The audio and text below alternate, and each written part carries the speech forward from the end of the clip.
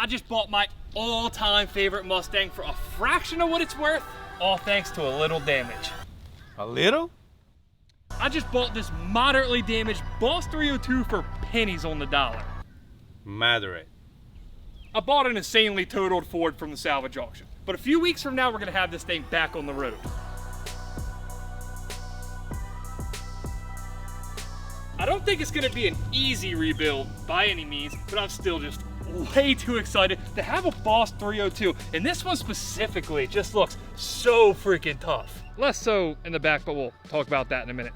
First thing that caught my eye on this front end is the aftermarket vented hood. It looks awesome. It is super light fiberglass, and like most of the rest of the front end, it survived this wreck completely undamaged. That hood, it makes the front end for me. Along with this massive splitter though, that didn't fare quite as well. I'm guessing during the accident, this splitter got a lot of force put downwards on it, and it ripped the threaded rod end out of the main portion of the support on both sides. But even without those, somehow this thing is still really sturdy. Little bits of damage like that aside, we're in no spot to be complaining about this front end given how well it held up. Sure, there's a missing brake cooler duct, and on the other side there's a really Home Depot-y looking cap plugging it, but the sick Boss 302 specific grille survived, including the mesh inserts in place of fog lights for additional cooling, I suppose. The only real wreck damage, if you want to call it that, on the front end is this passenger fender, and other than the Boss 302 sticker, they're identical to every other Mustang fender from the same year, meaning they're a dime a dozen. As for the engine bay, other than looking like it's been sitting at a salvage auction for a year, because it's been sitting at a salvage auction for a year, it's completely undamaged and mostly stock. From the factory, these are a slightly more race spec version of the regular Coyote known as the Roadrunner. You know, I almost feel bad that it took me saying Coyote and Roadrunner out loud to realize the references that's based off of. It's not Coyote. It's Coyote, you know, like America, V8, power, right? Speaking of big V8 American power, they gave this version of the Coyote, did I get that right? Yeah. Basically, more or less. Yeah. Bigger valves, revised head, more aggressive camshaft, which if my math checks out here, that is 444 horsepower, or I guess we'll call it 450. The intake's gotta be worth 6. It's still less than a Hellcat. I mean, that is true. We can put a blower on this. We can make an even playing field at some point. Now, I do think that about covers it for the good on this car, and we might as well just stop avoiding the obvious here. This thing is really, honestly, it might be one of the worst cars you've ever bought and tried to rebuild. It's 100%. bad. Yeah, I can stand in this hole in the quarter panel, and I'm not even out past the wheel. It's hit so hard that the bottom of this rear quarter window, which I believe is the part that's pushed in the most, is pushed halfway across the driver's seat. The back of the car in general, it doesn't sit even remotely straight anymore. The driver's side is up like 6 inches. You can tell if you look at the taillights. Somehow the rear suspension looks halfway decent. That wheel's roughly at least where it should be. It just looks really awkward sticking out entirely from the rear quarter panel. It's holding air. That is really impressive. That's a good catch. I completely missed that. I can be wrong, but the roll bar probably saved you a seat. Well, this door even... Oh. Yeah, we're gonna have a tough time getting this door open whenever that time does come, but let's go ahead and be smart about this and get in the passenger side. On most other cars, this rear quarter panel damage will be bad. It's buckled pretty good right there. You have a massive dent there, but the door is still roughly in the right place, which is impressive considering that and the fact that the roof is buckled like the tacos I had for lunch. Hold on. Don't tell me that actually survived.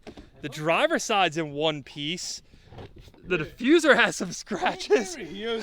As far as the inside goes, once we get that out of the way, we got the Boss 302 specific dash panels, some kind of a short shifter. That driver Recaro, that's definitely tweaked. You can see it's not sitting straight at all compared to the passenger one. I don't know how fixable that's gonna be. We'll have to figure that out, I guess, once we cut it out of the car, which we'll probably have to do at this point. Clearly the most important part that the previous owner installed is this roll bar. It's heavily swayed over to the passenger side. You can see it's pushed into the lower B pillar there, but if you look at it from the back of the car, it's still roughly in the right place, and I believe that is what stopped the impact here.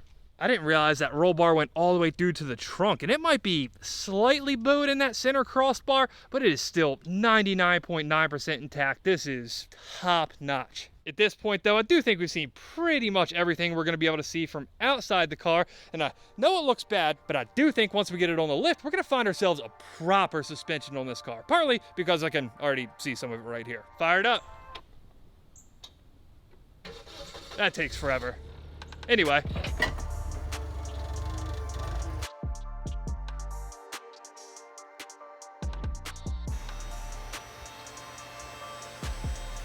I love the salvage auction. Of course, first things first, as soon as we got it up on the lift, eyes went to all this aftermarket suspension on the car. We have whatever these are, I guess they're trailing arms, technically. Maximum Motorsports. We've got, I believe these are the factory Boss 302 shocks, but we have some kind of elaborate rear end contraption here, and I'm not a straight axle person at all, so I can't tell you exactly what it's called. We'll have to figure that out. We got an aftermarket differential cover to go along with it, and then I looked a little further forward and saw we have an aluminum drive shaft, which is cool. It is a fairly common upgrade for these cars, but then I went just a little bit further forward and saw that. I'm by no means a Mustang expert, and I couldn't tell you offhand what an MT82 looks like, which is the transmission that's supposed to be in this car, but I can tell you for a fact what a T56 looks like. The factory 6-speed transmissions in these are known to be... But T56, especially T56 Magnums, they hold up to pretty much whatever you can throw at it, which is why someone's went through the trouble to swap one into this Mustang. This kit with no clutch and no drive shaft, which are really expensive in their own right, $4,500. We only paid $9 grand for this car. I was thrilled with the deal when I thought it had a stock transmission in it. So now, knowing that we have a trans swap that's worth half of what we paid for the car alone. Can we call it a bread maker? Bread maker. You know, bread. Bread, okay, bread. Well, if we were parting it out, I guess we could, but being that we're using it, it's not gonna make us any money. It's just gonna be way cooler when we have the car finished, and we won't be breaking MT82s left and right. I like to have a transmission box here that allows you to utilize the factory T56 speed sensor to actuate the reverse lockout solenoid. Well, I guess, yeah, being that this is a GM trans and a Mustang, you don't have that factory functionality, so that's perfect. When you're buying stuff like this from salvage auction, you do get surprised once in a while, but to be fair, it's usually a bad surprise, but once in a blue moon, something just awesome like this happens. As awesome as that is, and don't get me wrong, it is awesome, we do have to get back on track here because there's a lot of not at all awesome under here. The first thing that caught my eye from a chassis standpoint is how bent up that pinch weld is. For reference, they're supposed to be straight, completely straight. This one, it starts right about here. It just starts bending up. That's serious. That's a big deal. This outer pinch weld box, it's ripped completely away from what I guess we'll call the floor, or the rear frame section where the trailing arm mounts. That's also not great. Don't get me wrong, after that whole thing up there, I didn't expect to find any good news here, at least structurally. So I guess stuff like that's kind of just par for the course. Now, one other really cool thing that the Boss 302 has is from the factory, they have side exit exhaust. A portion of the exhaust flow comes out the side to give you a little bit better sound quality. I do think these guys are really cool though, and it's something that makes a Boss 302 a Boss 302. So I think I want to try to retain them when we rebuild the car. Now up here at the front, outside of our aftermarket wheels here, the brake ducts and a set of aftermarket stainless steel brake lines, there's really not much to talk about here, except this one Boss 302 specific chassis brace / air scoop that diverts air up onto the transmission for cooling. Trust me, what I'm about to say, I find it hard to believe too. But according to the auction listing, this thing's supposed to run. At some point, somebody did cut the battery ground cable, but if you listen, well, the first time it did something. It has some kind of juice here. Whoa. We got something.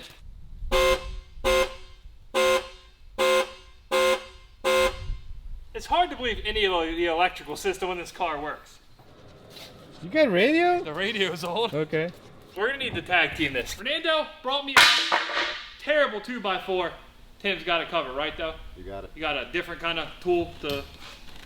That looks like something you just assault somebody with. Anyway, now we can get the clutch pressed all the way down and it cranks.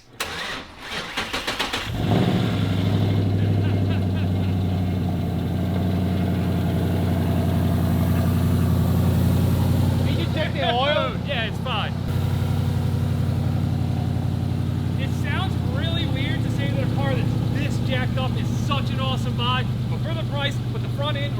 suspension, the trans swap, 10 out of 10.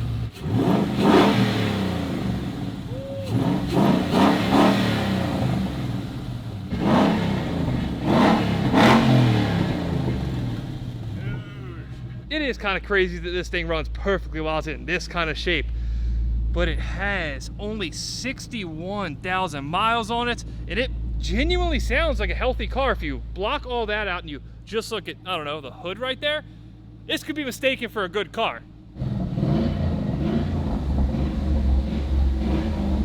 Definitely the dumbest thing I've done today. Also probably the coolest. There's so much good here, but we still can't get around the fact that this chassis, it's bad, like the worst of the worst. And I've fixed a lot of bad stuff. Really bad.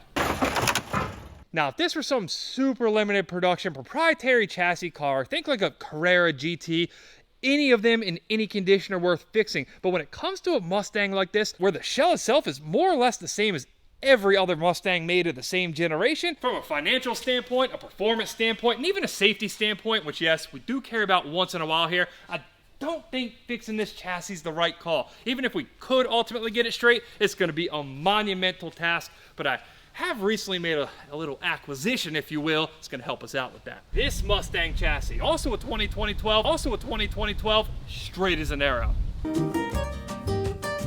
This thing's all jacked up. Not great. No.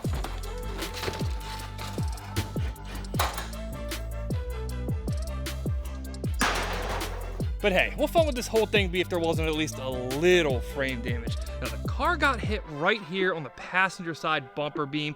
It swayed both frame rails that way just a little bit. Not only that, but now that we have the bumper off, I'm pretty sure that the passenger side's up just a hair. I know frame damage is always kind of a scary word, but by frame damage standards, this is about as minimal as you could ever hope for. The way this generation of Mustangs is designed, they crumple here. That's in front of the front subframe. It's in front of all the suspension pickup points, meaning as weird as it sounds to say, it's really just aesthetic frame damage. I know at first glance, this piece looks pretty important, but that's just the mounting bracket for the radiator and front sway bar. That doesn't need to be in spec like say a control arm pickup point does. Now the crumple zone where these frame rails are meant to bend are also going to give us clues as to how it's bent. This is what it's supposed to look like. That's what ours looks like. You can tell it's pushed up just a little bit, definitely swayed over towards the driver's side, and also based on this, I think it's pushed in. On the driver's side rail, the damage is way less obvious. You can only tell it's tweaked because there's a little bit of broken paint right around the crumple zone, and I know what you're thinking. There's a lot of broken paint there, but don't worry, that's an unrelated issue. Specifically leaking brake fluid combined with a power washer. Now, because of the fact that this is aesthetic frame damage, we're not taking it to a body shop. We're not putting it on a real frame machine. We're gonna use our frame machine. Ready? Ready, let's do it. So with this first pull, I don't really know how this is gonna go. We're just gonna tug on it and see what happens. Go for it.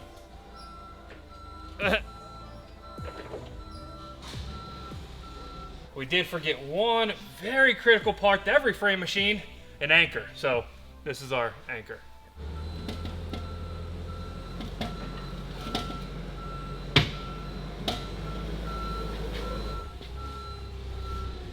These Mustangs are tougher than I thought, huh? I think it's time for a new plan here. This ain't working out quite the way I thought it was gonna. Original plan was to try to do this frame rail pull with as much of the original parts in place as we could, try to keep everything centered. Unfortunately, the Mustang is putting up a little bit of a fight, so we're gonna start disconnecting stuff and see just what it takes to get this thing straight. I think we should be able to hit this with a pry bar and come down. It's probably all tensioned up because of the, well, frame rails being bent. Now that we don't have anything bracing the frame rails before the bends, I'm hopeful at least that it'll move a little easier, and the front bumper beam's still here to keep everything somewhat square.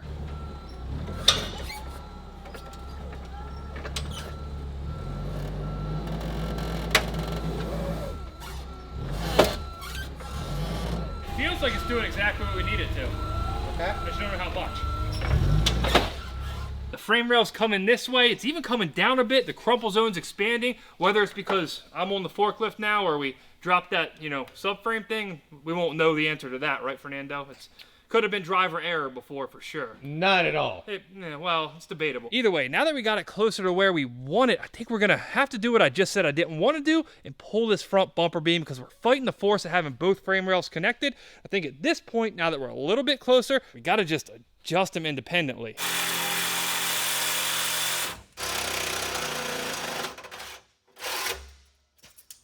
What is this car made of? This is eating Sawzall blades like no other. I mean, I figured it was going to kind of cut through like every other front bumper beam, and I see you have a new plan here, so. Yeah.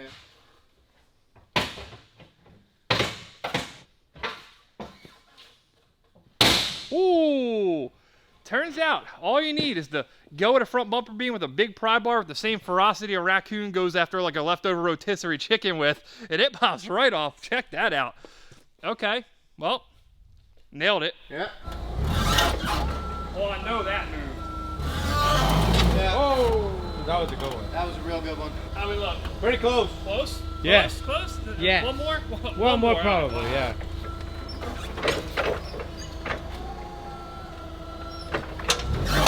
Oh. You know, when we pull out the forklifts and start to do stupid stuff like this, it never really seems like it's going to work out that well. But we nailed this thing. This looks great. This one time, that did exactly what we needed it to do. Yeah, the paint looks terrible still. I'm not worried about that at all. But look at the size of those holes. Even when we compare our old, dirty, worn-out holes to a fresh set of holes there, they look really similar. This one in the center, I can get it about to my knuckle. Yeah, I get about a knuckle deep in this hole too. This went as well as you could have ever expected it to. Being that the bumper beam's off and it's not exactly gonna bolt back up how we have it right now, we will have to do a little bit of adjusting of this, but for that, we'll wait till we have the white car disassembled and have a good front bumper beam to work with. For now though, I think that's a solid job. Nice work. And I know what you're thinking. Yes, we use the term straight as an arrow very loosely around here, but by any metric, this is a lot better than this. We'll work out any of the minor details on the front end as we start assembling it, but as far as the rear end goes, this thing is near flawless other than cheap accessories like that, and that, the crusty rear tent, and this, and the plastic trim around the taillights, oh, and the little scrape on the rear quarter panel and bumper. And I know what you're thinking. We do use the term flawless very loosely around here. Jokes aside, while this chassis is going to be the perfect starting point for our Boss 302 build, it does have some issues. Namely, it's automatic. So we are going to have to swap over a lot more than just the drivetrain and body panels off that car into this one to make it all work right. But I'm in no position to complain about it because we picked this thing up for $5,500, then sold the motor out of it for $5,500. So it's basically free. Well, no, that's the definition of free, right, Fernando? Exactly. It's not basically free. This is free. I know old girl here might have had a hard life, but by my calculation, we got the fresh chassis, we got the donor car, we even got FedEx dropping us off boxes of parts every day, which I believe is universal language for... Time to trabajar, right? What? Trabajar? You know what I mean? No. Work. Oh, yeah, yeah, no, that's right.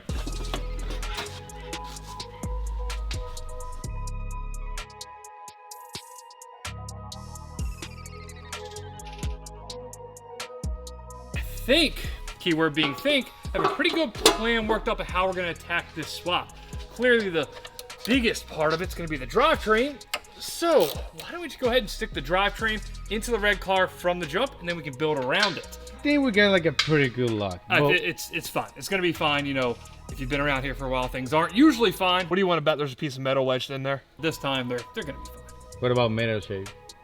Why? Why would you even say that? It's possible. That's messed up. That's messed up. 3, 2, 3, 2. Okay. Oh, beautiful. Is that a piston?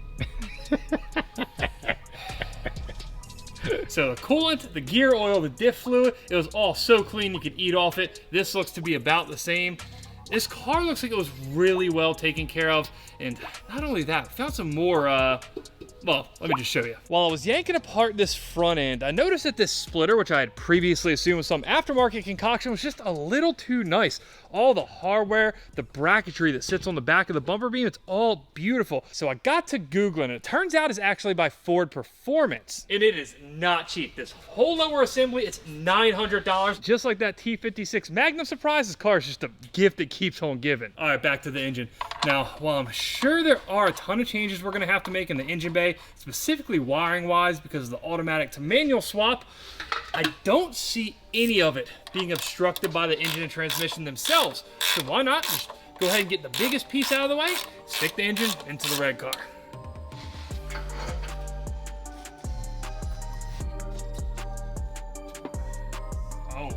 Oh.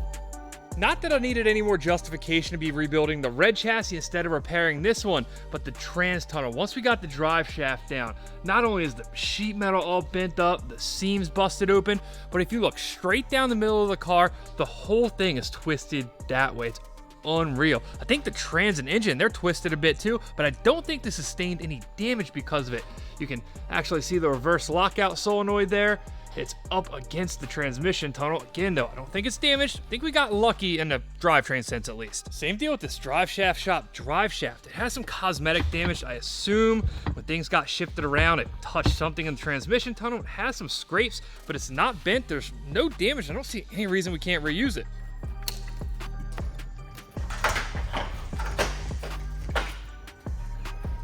Come on. Always one line. Anyway, for as much as I've jokingly made fun of Coyotes in the past about being big and somewhat overcomplicated engines compared to, say, a pushrod V8 like an LS or a Hemi, from a removal standpoint, they might be the easiest of the three. Certain things that can be a pain on other cars, like, say, removing the heater hoses. On the Coyotes, they're quick disconnects. Even the fuel lines, the emissions lines, they're super accessible disconnects up here on top of the engine. On, say, a Gen 3 Hemi or a Hellcat, they're way down off the back of the fuel rail. It's kind of a pain. I have taken apart plenty of Coyotes before. This is the first one I've done from a rebuilding it standpoint. I have to say, at least this far, kind of impressed. We've been working on the engine for all of an hour maybe. I believe, at least from the top side, the last thing we have to do is pull that clutch line that is now leaking down into the chassis. On the underside, there's really not much to deal with either. We've got our conversion transmission mount. Then we got the back legs of the front subframe, which you can also hit while it's in the air to make things easier. Now, once we pull this last front subframe bolt off, and with the help of new guy Tim here, we should be ready to come out. These engines are really wide. Look at them on the frame rail there. There is not much room at all. I do think these wiring harnesses are gonna rub on their way down. That's no big deal. There's nothing in the back. Anything on that side? No, looks clear. Watch the paint. Yeah, I think we are good and clear. The steering shaft's out.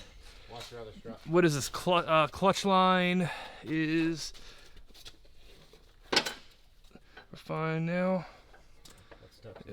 Steering shaft is up above the engine. Ooh, what is this? Hold on now. These aren't stock. We have Vorschlag camber plates. Nice. Sweet. Just more surprises on this car constantly. One other cool thing, if you look right there, the strut is adjustable from the factory. That's a stock Boss 302 strut. All right, send her back up. We should be good. Wiring's clear. Oh yeah. For once, we didn't forget a single thing. Check her out. I know you weren't wrenching on this per se, but I can't help but feel like this success is somewhat attributed to the fact that you really handled that button. Oh yeah, big time. Yeah. You know, we're gonna have to promote you. You did a very good job. To... Didn't think that far. Okay, on the engine, there is a bit of damage that I didn't see prior to taking it out. We have our motor mount bracket on the driver's side that shattered. That's probably why the engine was sitting so crooked. And then on the passenger side, the bracket did survive. That's not broken. But if you lift up the cover on the mount, where the stud goes into the center of the rubber mount, that's pulled up and out of the mount itself. And while I know that kind of sounds like a bummer, the fact that we're going to have to source and replace these parts before we can throw it in the red chassis, I am not going to complain about it because Ford did us a real solid. They designed these things to break there instead of snapping mounting points off the block. It probably saved us from a lot more severe damage. And now that we got the engine out, we can take a little bit of a better look at these Vorschlag camber plates. I have a similar set on my 997 Turbo. And using this little point as a marker, you can adjust camber pretty significantly without having to even raise the car.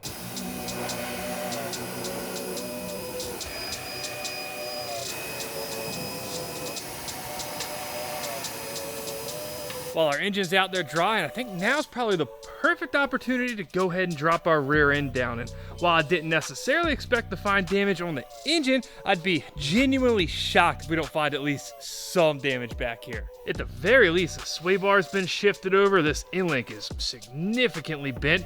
Just like almost every other piece of suspension on this, sway bars are unique to the Boss 302.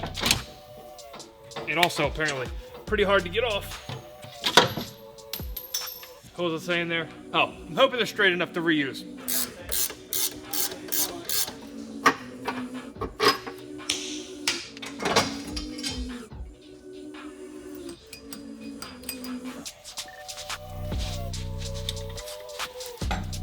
Now that we got all the key pieces out from under the original Boss chassis, we can get to work on building up the red one, starting with, of course, the most critical part to any new build. These bad boys, a set of BBS wheels off the Boss 302S race car. We already got the 302S front end. I couldn't pass up the wheels, and ironically, I bought these on eBay the same exact day I won that car at auction, before it ever showed up here at the shop. Was it the textbook definition of an impulse purchase? Absolutely, but for me, it's parts like this that make the build. Now, unfortunately, they do have 10-year-old Hoosier racing slicks on them. They're not gonna cut it. Funny enough, though, on the 4-star wheels that came on the Boss, we have 1, 2, 3 good, what are they? 285, 35, 18 Michelin Pilot Sport 4S. Surely we couldn't possibly, by any stretch of the imagination, get lucky enough to... We got, I don't know, 50 tires in this shop right now, and one of them is a 285, 35, 18 Pilot Sport 4S. We're gonna take our 3 good Pilot Sports off the Boss, this extra one that was donated from a Corvette, ditch those rock hard racing slicks, installed our mismatched, well, not so mismatched, set of Pilot Sports, and got ourselves a fresh set of wheels with new tires on it without breaking the bank. And now that we got a ballin' set of wheels for this thing, we can actually, really, truthfully get on with working on the red chassis. Now this next part either goes one of two ways. Option 1, we get to stick this entire rear assembly from the Boss into the red chassis. Option number 2, you see what I did there? We get to disassemble the rear out of the white car just like we did this one and reassemble it in the tube from the red car. What that's gonna depend on is this thing bent? And judging by the chassis, you would assume so, but remember the suspension didn't get hit, the wheel was still in place. What we're gonna do is take a few measurements and see if they match up tube for tube. 41.5 inches. That's the trailing arm mount on the inside facing forward. Let's see what we got. All right, 41.5. That's I guess a pass on the first one. Let's try to find something else. So now we're gonna do shock mount to shock mount on the outside from the rear. 54.5 roughly, because we do have a few brackets putting weird tension on the, what's this tool called, Fernando? A limp tape measure. 54.5. Now, this isn't definitive. Of course, one of those tubes hanging off the side of the axle could be bent by this much and it could throw everything off. I'm thinking that if these axles spin and don't have any weird flat spots, there's nothing bound up and smooth all the way around, then the tube shouldn't be bent. I'm asking you guys, I think it should work that way. I mean, it feels good to me. Did you saw the car that this coming from? I did, yes, I have seen it. It's right behind you at this moment. I have eyes on it currently. Exactly. Yes. Feels good. You know, if I wanted to, I could craft a pretty strong argument that the white car is better than the red car. Everything we've taken out of this so far has been a rusty mess. The forward trailing arm mount, the sleeve inside that bushing, it's seized to the bolt. So now, it's just spinning the bushing inside the arm, and of course we can't pull it out. Well, not without our favorite tool.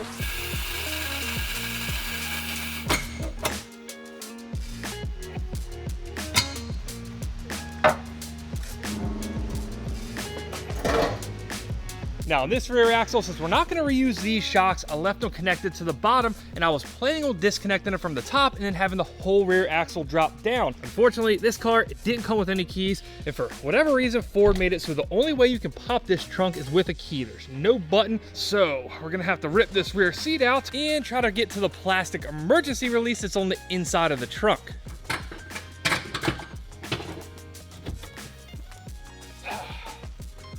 Found it. Now, we got all the access we need to at least loosen these struts, and we'll run the car up on the lift. Hope it all comes out. Out with the old and right back in with the less old, I guess. Never run out of uses for forklifts around this place. Go for it. All right, this either goes one of two ways. It either hangs from the trailing arms and upper mount. Good? I wouldn't call it good, but it's, go ahead and get that out of there. Let's put some jacks under it. Yeah, not good, but you know, it is what it is. All right, we're at least remotely-ish supported now. To get this thing to truly hang by itself, we need to put struts in. And to put struts in it, we need to get them out of the white car and hope, I guess, they're good. The passenger side, no reason it shouldn't be. This one, though, I have concerns. Is concerns the right word? I don't know. I guess at the very least, there's still access to remove it, somewhat. All right, it's loose. And it's out. Now, a question. We'll have to figure out how to pull this thing off here. Is it straight is what I'm getting at here, basically. To the naked eye, at least, the shaft looks straight. Straight. What do you think, Fernando? Look good? I don't know. I don't have experience watching a straight shaft before. Anyway, if you roll it on this very flat toolbox that definitely doesn't have metal slag shavings and a bunch of other stuff on it, that looks like it's straight. I really do think that despite that wreck damage on the passenger side, this strut somehow survived, presumably because it's mounted in rubber on the top, so it has a little bit of protection from a wreck like that. Now we get our Boss shocks back into the Boss rear, which of course now is in the red car. We gotta come up with a name to differentiate this car, right? Can we call it a Jefe Red? That's actually not bad, Jefe. I've been thinking of something else though, you know. It's not a real Boss 302. We know that, right? I've been thinking about it. I'm just, I'm slow rolling you guys here, all right? I know what I want it to be. What if we do, the Hoss 302? Hoss 302. Yeah, 'cause, it's fake. It's stupid. But don't use S's. Use dollar signs. That will be better. Sold. Hoss 302 with $2 signs. All right. I know this is not at all what we need to be doing right now, but we haven't really mocked up the logo either, but I think we can go ahead and just do that right now. Perfect. There we go. All right. Yeah. Look, imagine that on a shirt. I'm gonna let you guys think about the shirts. And let's get the car running, then we'll worry about merch. Now that we have the axle in the car, there is one thing I want to check. And that is exactly why I wanted to pull that cover off. I wanted to confirm that it did indeed have this differential. It's the Torsen LSD. It's standard on the Laguna Seca 302s, not so much on the regular Boss 302s. Compared to the regular diff we pulled out of the red car, it's so much beefier looking just aesthetically. And now we can confirm that it does indeed have that 373 gear. It wasn't swapped out at any point. So as long as we didn't miss any hidden damage, which I'm sure will make itself apparent very quickly when we drive this thing for the first time, this should be the perfect rear for what we're going to be doing with this car. Now, the last thing we have to install in the rear of the car is basically, well, the entire BMR catalog. We have trailing arms, relocation brackets, and then a monstrous differential mount, which you'll understand why we're installing once you see the one that's in there now. We do already have a set of aftermarket trailing arms, which truthfully, I thought based on the wreck, we're going to be way worse off than they actually turned out to be. Now, after being into the car for a little bit, there is a legitimate chance that these aren't truly damaged, but being that we're going to track this thing, this is certainly a rather safe than sorry situation. Plus, I mean, they're red, and how can we argue with that?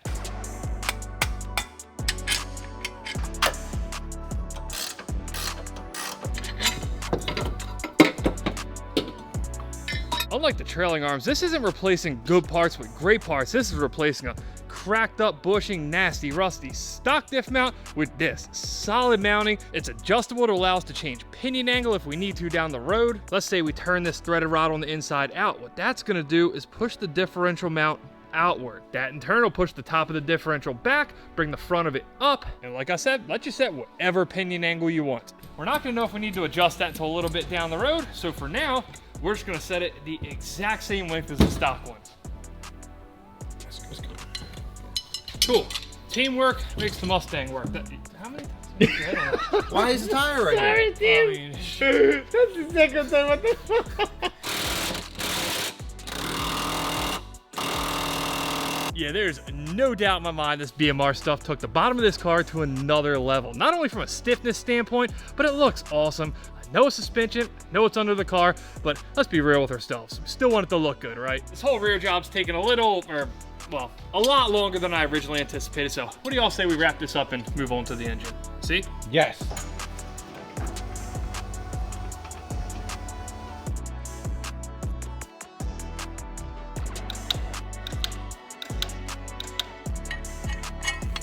There she is.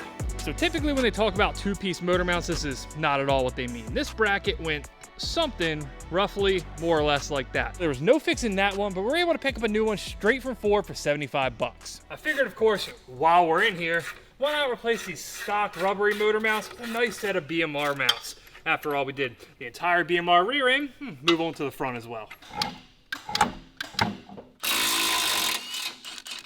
Come on.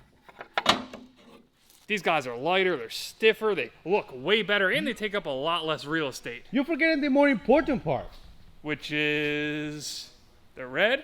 Fast color. They're red, yes. Yeah. That wasn't a question, that was a statement.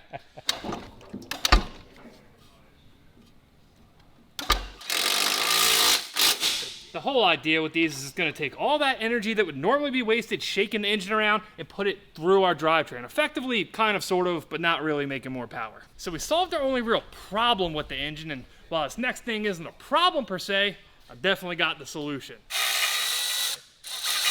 All these Coyotes, the long tubes are such a pain to do that if you ever have your engine out, just do long tubes. Save yourself a ton of time and energy later. Oh, and make sure those stainless works because they're awesome. They're the same headers I ran on my Demon. They made over 1,000 horsepower on that. They won't make quite 1,000 horsepower on this one, but still great headers, and they're pretty cost effective too.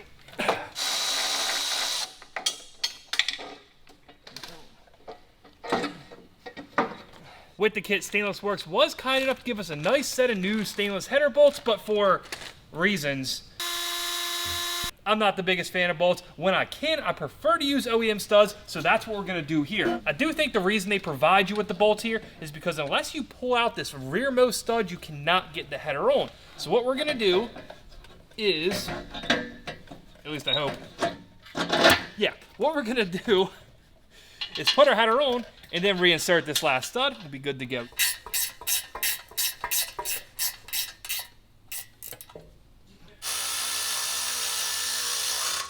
These things are freaking smoking. I don't know exactly how much power we're gonna pick up, but it certainly looks the part, right, Fernando? It's a race car look now. It does almost look like a race car, you know. What do you mean with almost? It's a race car.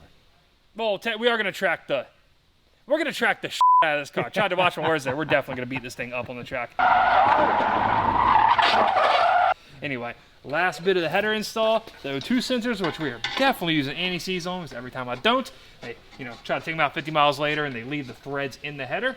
We're not gonna make that mistake for the ninth time. O2 sensor plugged in, and boom, that'll do it, at least for the engine. On the chassis side though, there's just one more singular thing holding us back from installing our fancy new drivetrain, this big hunk of junk automatic shifter box. The interior of this car, that's a whole different story we're gonna have to address at some point. It is absolutely disgusting in here, but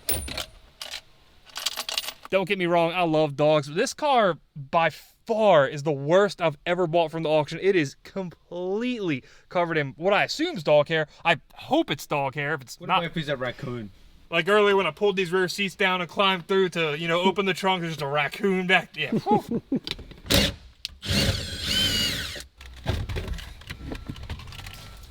Oh, just dump dirt out. Fernando, No, take this. I don't want please. that. No, It's no. in great shape. It won't I make your go hands home. hairy and No. sticky. All right.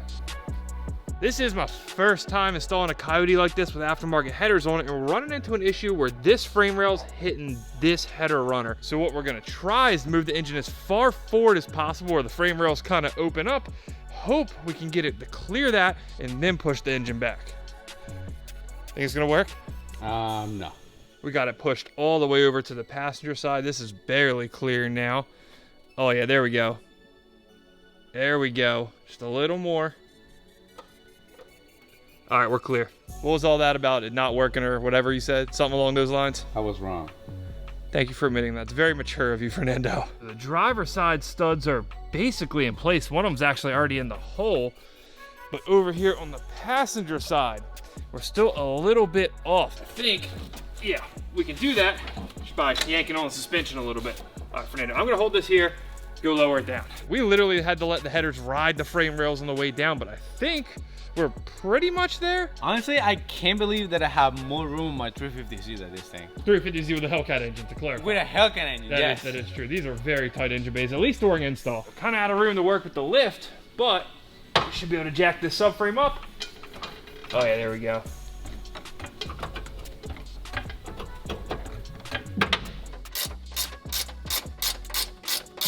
Fernando, answer me a question honestly. How often do we put a car together and the subframe bolts, whatever it is, they just don't want to go in, they're not lined up, it just doesn't work out? All the time. This thing is straight. Straight. The bolts went right in, no problem. As long as the engine doesn't fall out of it, we're good to go. Oh yeah. Oh yeah. Boom. Hold on. That ain't gonna work, is it? There we go. Yeah, I didn't realize that was disconnected. Alrighty. It hasn't fallen out yet. The trans isn't bolted in at all. You can see it hanging there. We'll get to that here in just a second. This is the last piece of our puzzle, at least as far as having the drivetrain loosely bolted into place.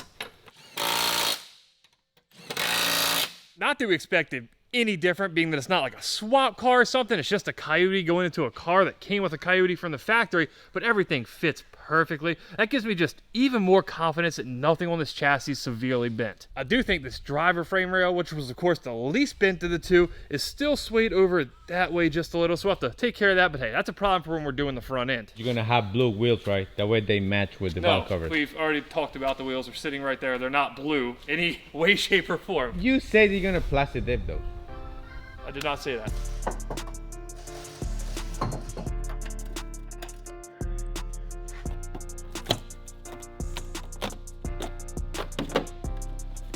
Yeah, that was bad enough of looking at these things. So disappointed about this. The moment this car showed up, you were making fun of those things. Now it changed my mind, you know? By the way, I discovered you a new dent. Yeah, I didn't exactly know that we were gonna have a massive dent under this vent when we pulled it off, but I mean, I guess we'll have to take care of that later. It's just not really much we can do about it now. What about if that's the reason why they put those covers on? Possible, yeah, they had a dent. They're like, I don't feel like fixing this. Let's just put some cheesy covers on the car. I don't know. I don't think this detailing stuff's too hard, Fernando. 30 seconds, 30 minutes. You know, we ain't the same, you know. Definitely. We ain't the same. I don't know that we're gonna get the full effect here, being that the car, you know, doesn't have a front end on it and still kind of looks janky.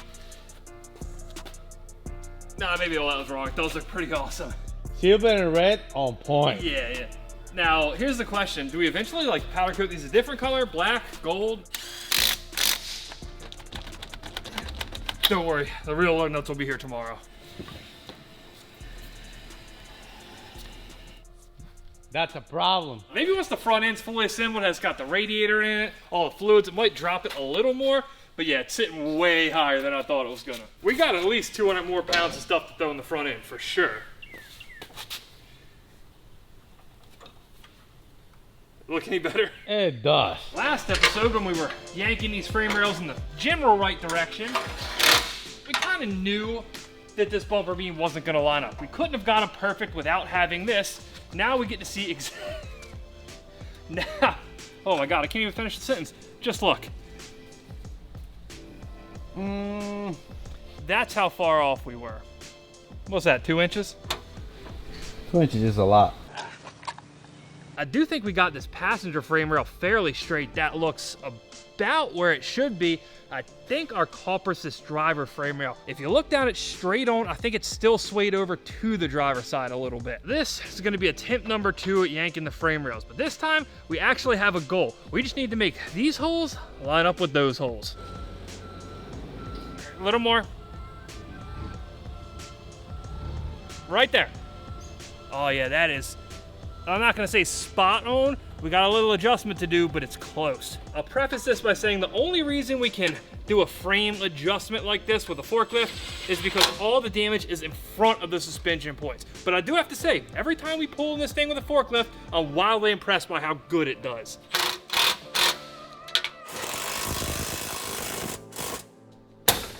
I just love the way it just springs back. Regardless of how we got there, because of the fact that we were able to bolt up this front bumper beam that was on a car that wasn't hitting the front end, at the very least we know the front frame rails are the proper width apart. Next up on the front end straightening agenda here is we got to get this section of the core support up, and we're just going to try to lift it up with the forklift and hopefully it does the right thing. Oh, it's actually working good. That flattened off just right off the bat perfectly. And this is the portion of this whole job that I'm not 100% confident in. Not exactly sure how we're gonna do this, but let's figure it out. The tricky part about the center section is this back part of it, that's supposed to be angled. That's already where it needs to be. When this thing got hit, the hood hinge ripped the front outer section up, split it from the back section, so we need to find a way to just adjust this portion. What we're gonna do here, and to be clear, this big-brained idea was all Tim's. I'm gonna hold the back section of it while he wails on it with a mallet, and we just hope it's in the right place afterwards. Fingers crossed. Have at it.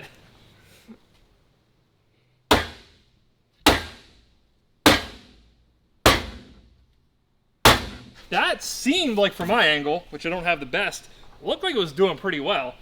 It's pretty flat. Short of replacing the entire front end, we've got it about as straight as possible. Now though, we need to strengthen it up.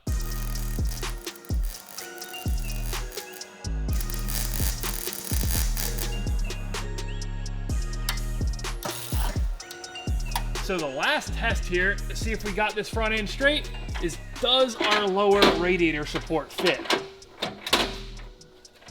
Like a glove, right? Like a glove. Probably help if I put nuts on it. And unlike our front bumper beam, which does have some play, we can manipulate that around a little bit. This doesn't. It has alignment pins that hold it in a very specific spot on the frame rail, so this gives me 10 times more confidence than the front bumper beam did. I think with that in place, we're pretty much clear to start rebuilding this front end. As we do that, we're gonna peel the wiring harness back. That way, by the time we have the front end of this built, we should just be able to lay our new wiring harness over it and be done the front end.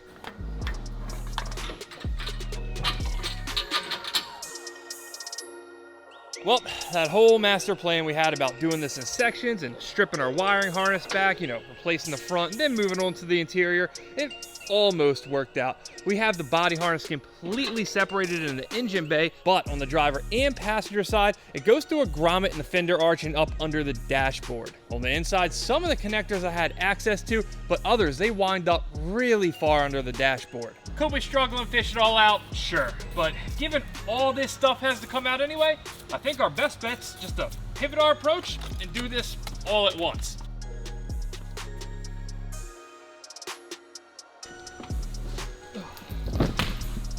Absolutely filthy disgusting. On a more positive note though, we got this interior stripped almost completely down, and now it looks like more of a blank slate that we can start building on. As for that piece of harness that tucked up under the dash, it runs up here to the brake pedal. Most of it came out when we were pulling the dashboard, and I think we're clear to go ahead and pull that front harness now too.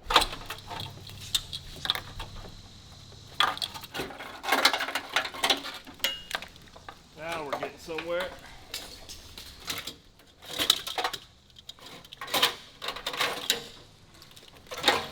Boom, there we go.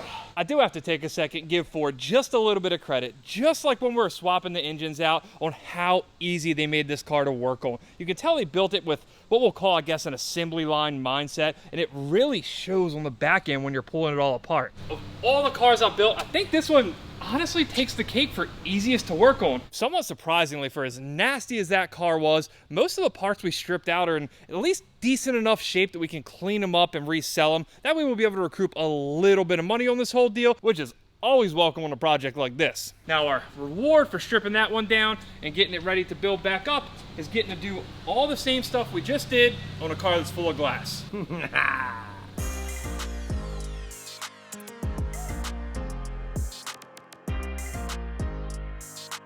All right, I got the harness pulled back all the way from the passenger side. It's disconnected all the way across. Now, once again, we're at that point where we need to get out that section that runs inside. Only on this car, it's not exactly a open the door and remove the dash type deal. This thing is literally wedged against the roll cage. I do, though, think I have a plan for how we're gonna do this. The back of this door is so jacked up, there's not even a clear point where we can stick a Sawzall in there and cut it. So I think we'll probably have a better shot trying to yank the door from the hinges and bending it this way.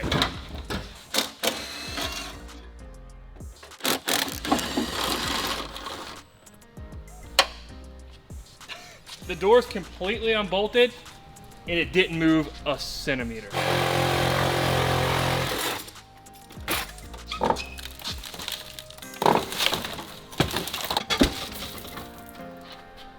Found where the window went.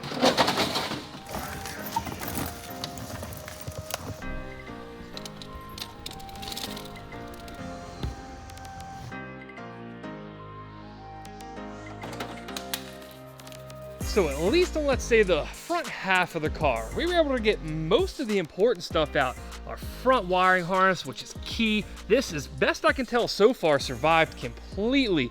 We've got our gauge cluster, our radio. Despite having a big gaping hole in the windshield, they covered it up pretty good at auction, so I don't think anything got water damage. One thing I noticed right off the rip after buying this car is it had an N-Gauge, which is some sort of aftermarket tuner in the left-hand vent. Now, being that this is my first Mustang, I don't have a clue how it's used, but we're gonna figure it out. I do suppose part of the install for that is blocking off this left-hand vent to make sure it's not getting cold or hot air blown onto the back of it. In this case, they just stuffed duct tape in there. I don't know that that's how I'm gonna do it. Either way, our dashboard, I thought for sure this thing was gonna be smoked, but it looks like there was one little piece of glass jammed down into it. Otherwise, I think we can clean it up and reuse it. A majority of this stuff looks dirty. The steering wheel, that's worn up pretty good, but I don't think any of it's broken or heavily damaged. Our dash wiring harness that's attached to the back of the dashboard, nothing looks crusty on that. So our engine harness, our front harness, and our dash harness, that's 3/4 of the wiring from this car. All that's going straight into the red chassis, and it should just be a plug and play affair. Where things are going to become tricky, possibly at least,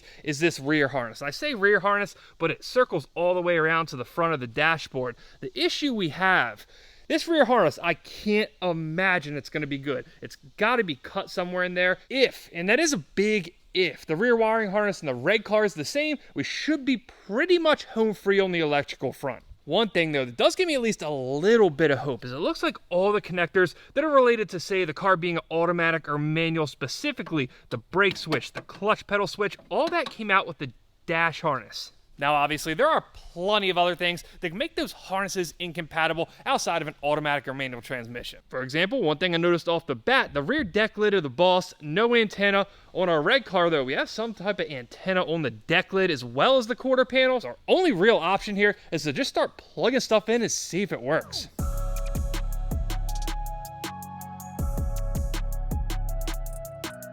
The engine bay portion, cake. After all, we have done this like 3 times in the past 2 days, so I guess that checks out. Now, as for the interior, there is just one more thing we need to swap over before we can wrap up this front harness, because a manual harness, after all, isn't really gonna plug in if there's not a clutch pedal in there.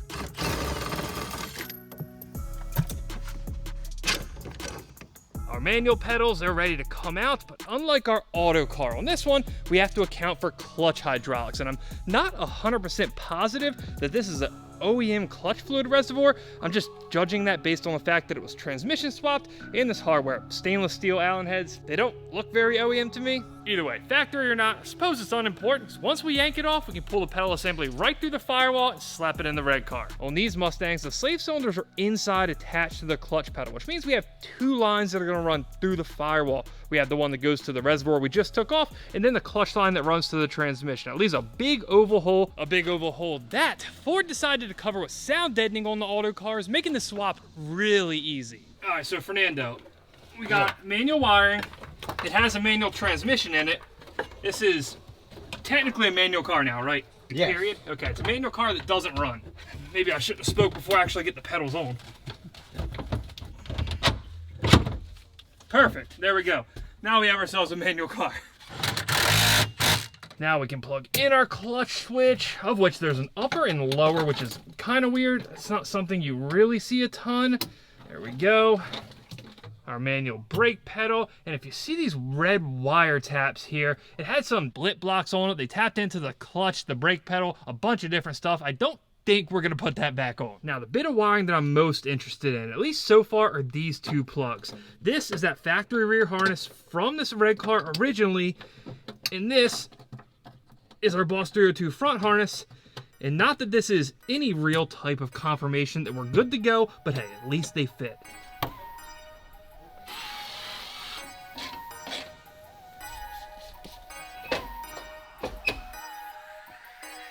The next thing we get the pleasure of reinstalling the dashboard, which I have to admit looks significantly better now that you had your hands on it. Oh, it's brand new, right? The detail professional strikes again. We had that one little piece, I can't even see it now, right there, where glass was sticking out of it. It looks genuinely good. Now comes the fun part. Sticking the dashboard in, it's not too bad, but leaving it all together makes it really easy to take out, but when you're trying to jam it in, that's where things get a little tricky. We got this shaft hanging off the back of it, and we have to guide that through a hole way back there that you can't really see.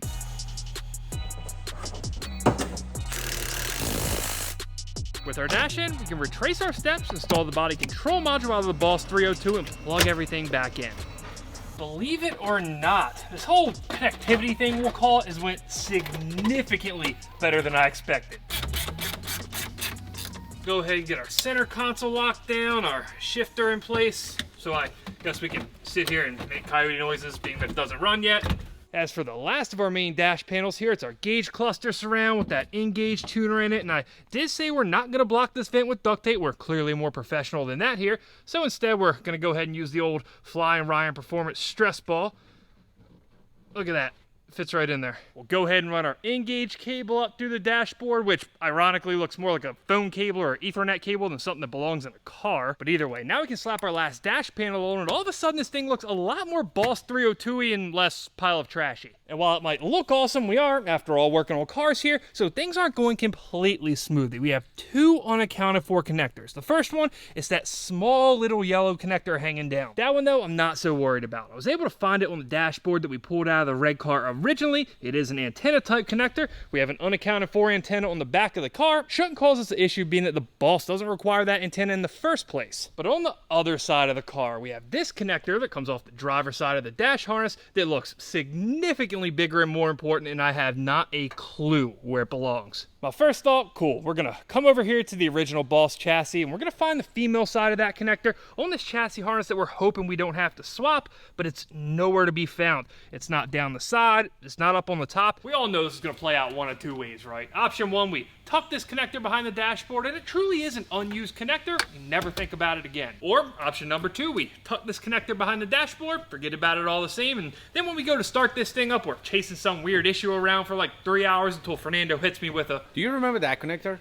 I do have just a sneaking suspicion that I know which way that's going to play out, but hey, we'll let it ride and see what happens. Now, in theory, we should be able to put a key in the ignition and see at least something. And I say in theory because in practice, it's surely not going to work that way. But the only thing holding us back at the moment is this cut ground harness. It's not uncommon at all. When a car gets wrecked like this, the fire department, the tow company, or hey, even sometimes the owner, they'll cut the battery cable to make sure there's not an electrical fire in addition to it being wrecked. The other piece of our ground cable is actually still over here attached to the battery in the OG chassis. Now, my normal go-to to fix this this would simply be to splice them back together, but they cut this so close that's just not an option on this one. The battery cable that's on it is crimped so tightly, I don't think we have a shot at getting it open and reusing it. But if there's one thing we have a lot of here, it's battery cables. And I found one battery terminal. I don't have a clue what it's off of, but it's not crimped that tight, and I think we might be able to save it.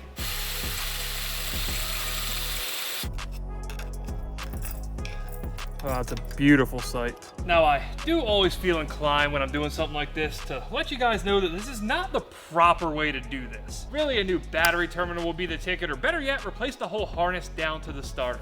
But at the same time, I'm a very firm believer that sometimes working on cars, doing builds like this, it's simply about working with what you have. And at this very moment, what we had is a used battery terminal. Say we were being real smart about this, we'd probably give this thing a real proper look over before we put any power to it, but tonight, like most nights I suppose, I'm feeling a bit more trial by fire. Metaphorical fire. This is probably a time I should be very clear with my words. I feel pretty confident something's gonna happen here. It's just a matter of what, and if it's the good happening or bad happening. Well, I hear something inside. There's gotta be lights on the dash if we're hearing that, right? I don't see any lights. We have noise, so good, I guess. I'm sure there's plenty of you guys that have owned one of these that know that that's just like, I don't know, the door chime or something. But keep in mind, this is my first Mustang. Well, let's just hop inside, see what happens. Now, since we switched over the steering column, we can use the key as well out of the original Boss, and I'm almost a little nervous to turn it, especially because the noise just changed. Screw it.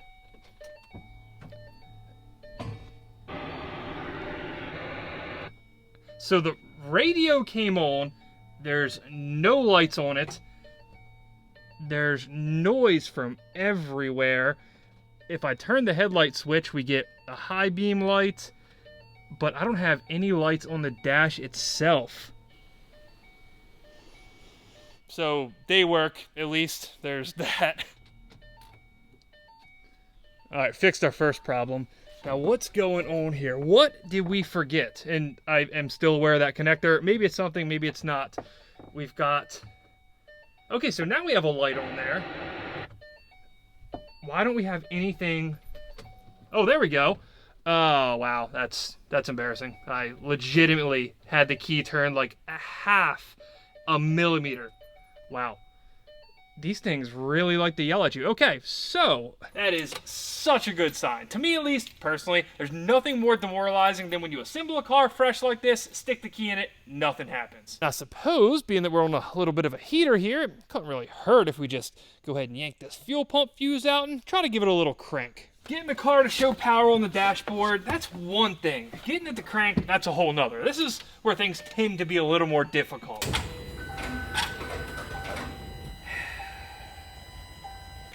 Push the clutch in, which has absolutely no pressure, of course.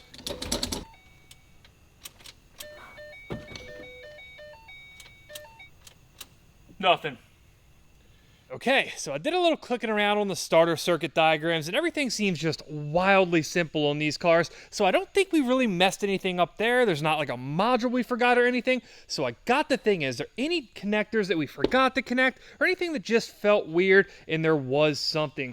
This black connector here, I originally had this ran up here right next to this other black connector that looks wildly similar. Turns out, those two, they're interchangeable. I have not a clue why Ford would design it that way. It seems like it would make it all too easy for, you know, an idiot like me to just cross those things up, like I think I did. I remember when I plugged it in, the routing of that wiring just felt really, really clunky, but being my first Mustang build, I wasn't positive that it was wrong. I really didn't take a mental note of how it went, but now that we have that corrected, I bet it'll crank. Awesome! God! It's nice when things work out like that, isn't it? It took 3 months, a literal season out of the year, to get my manual swap demon to crank when we were having issues with that. This whole Ford thing, you know, I'm honestly kind of starting to like it a little bit. Now that we're roughly, more or less, generally moving in the right direction here, we gotta knock out all the boring stuff. I'm talking the stuff like oiling it up and making sure our shaft's fully in place and finishing off with like 5 minutes of pumping so we can get the brakes bled. You good? I think you're missing something here. Nah. We're getting so freaking close to being able to try at least to start this thing for the first time. But before we can do that, we gotta wrap up the undersiding. As you can tell, we're missing just a small little section of the exhaust.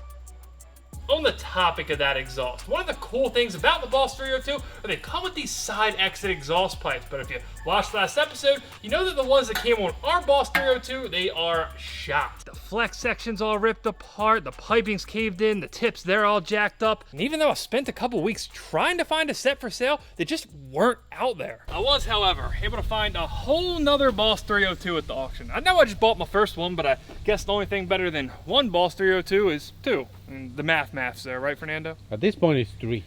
That's the Hoss, it's not the Boss. All right, let's not get it confused. If you're familiar with these cars, you might recognize the red side stripe, even the red roof. It's a Boss 302 Laguna Seca, which is an even more rare submodel of the Boss 302. They made roughly 4,000 2012 Boss 302s, but only 750 of them were Laguna Secas. The Laguna Secas got some minor suspension differences like bigger sway bars and slightly stiffer springs. They got a ton of red accents, which personally I'm not the biggest fan of, but then they got some really cool stuff like a factory rear seat delete, and you guys know how that's gonna play out, right? As special as these cars are, unfortunately this one's pretty jacked up. I know it doesn't look quite as bad, at least at the moment, as the white car did, but it was still on its roof. I mean, it got it pretty good. This whole front end got pushed over too. Either way, it's kind of irrelevant because I bought this one with the idea that we could get most of the parts we need and then part the rest out to recoup most of our money. Turns out though, we got all the parts we need, literally everything. Not only did we get our side exit pipes, we got a nice set of Borla Attack mufflers that weren't damaged at all. We even got the rear sway bar that we needed. And then there's a few little pieces for the interior, but we'll talk about that a little bit later. The plan I have for the exhaust is to start back here with our new Borlas and build all the way up to our brand new, not new used, Stainless Works headers. From our Borlas, we're gonna go up and over the axle with a factory mid pipe.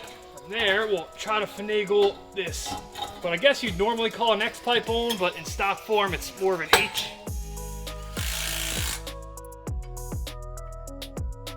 And that is exactly what I was worried about. I know in the grand scheme of things, it doesn't really look like much. It looks like we only have a 5-inch gap to take up there, but the pipes, they're not even aligned, so we'd have to offset them a bit too. If we were installing these Stainless Works headers by the book, we'd get rid of this H pipe completely and take it back to the factory mid pipes. They came with their own mid pipe, a set of catalytic converters, everything we need to connect the long tubes to the factory mid pipes. But to install that, we'd have to ditch our Boss 302 H pipe completely, including the provisions for the side pipes, which I definitely don't want to do. But I do think I have a solid plan to get us out of this mess. Now, instead of just trying to adapt this piece to this piece, which would probably be easiest, even though we'd have to move it over a little bit, I'm going to use this as a chance to upgrade the factory H pipe. Our header outlet, that's 3-inch. This section of the H pipe, that's 2 3/4, but this section of the H pipe, that's 2 1/2. Over here, right by the H and right by the side pipe exits, it goes back to 2 3/4. So I'm thinking we come off the header, get rid of this neck down section entirely, and pick back up here at the 2 3/4 section. As good of a plan as that might be, to build that exhaust, we're gonna need some materials. So this leaves us really 2 options. One, we wait, we throw this on the back burner until a pipe comes in, and then we build an exhaust. Or 2, we just fire this up without an exhaust on it. I know logic says that starting a car should probably be the hardest part of the build, but as of late, if I can get something to crank, it'll start. We got our fuel pump fuse back in. Let's see if we can hear it prime. Oh, it's a really quiet fuel pump. I don't know if you guys can hear it, but it did prime. That means we have at least some kind of fuel pressure up here, and I don't see anything leaking, not up there, not down there. We're good to go on that front, I think. At this point, there ain't much more to check. It's late, we're just going for it. Get the steering wheel down as low as possible. Clutch in, neutral.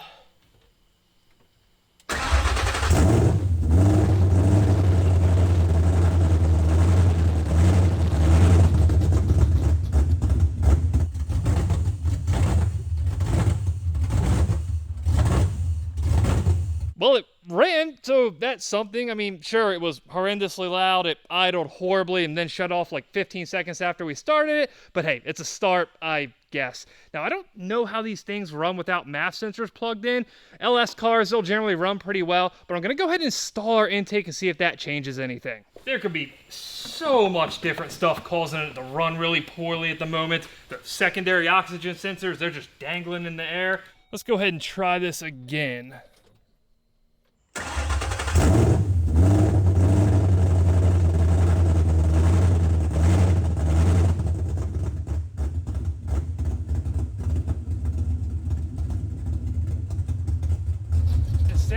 idling a little better now. I mean, every possible light on this dashboard is on. I mean, we have throttle all right. I was gonna say we have throttle response, now we have nothing. Either way, it runs, but we have a lot of work to do. It could be something we forgot, it could be a faulty part, it could be straight up bad gas. I mean, after all, we never heard the engine that was in this car originally run. Before we can start troubleshooting it, we gotta slap these fenders on and get it on the trailer ASAP. 'Cause tomorrow morning, old girl here's got a hot date, we'll call it.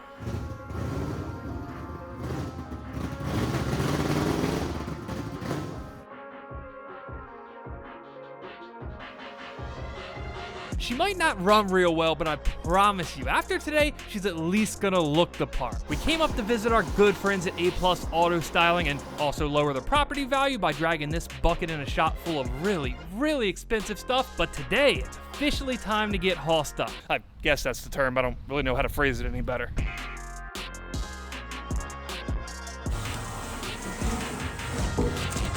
Now, I didn't come all the way up here just to get the Hoss 302 treatment. On the white Boss 302, at some point they wrapped the roof and the rear taillight panel black. I loved it on that car. I figured why not copy it on this one. I don't quite know how it happened, but this morning we wheeled this thing in here looking like one of those dumpsters, and now it actually looks like something. I never thought I'd be one of those car guys, but the vinyl, it really changed the look of the car. Brandon, I believe your official job title is Vinyl Master, Vinyl King, something along those lines. We brought another custom one-off idea together today for Lee. Is this the dumbest? It probably is. It's not. It's not. It's a Hoss. It is a Hoss. I mean, by all metrics, that's a Hoss. It works. What you think, Hoss? Kind of like it. I like it a lot. It's so like good. it. It's just factory finish it, but at the same time, our style, right? Yeah, exactly. Like you drive up next to this thing, you're like, oh, it's another Boss 302. They're like, wait a minute. Now that's the Hoss. That's the world famous trademarked, not really trademarked Hoss 302. Now, of course, priority number one still to get this thing running right. Now, our exhaust parts that we need should be here today. Now, while we're waiting for those exhaust parts to show up, this is a lot harder than I thought.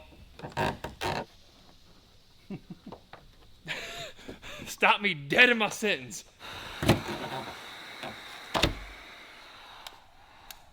What I meant to say there was, we're gonna use this time to finish up the body. Our little lip spoiler on the red car used that mounting hole, and two identical ones on the other side. This bigger spoiler on the white 302 has 8 total holes. 6 of the bolts, they came out without a problem, but the outer forwardmost one on each side, it's broken and spinning inside the spoiler. So I think our only real option here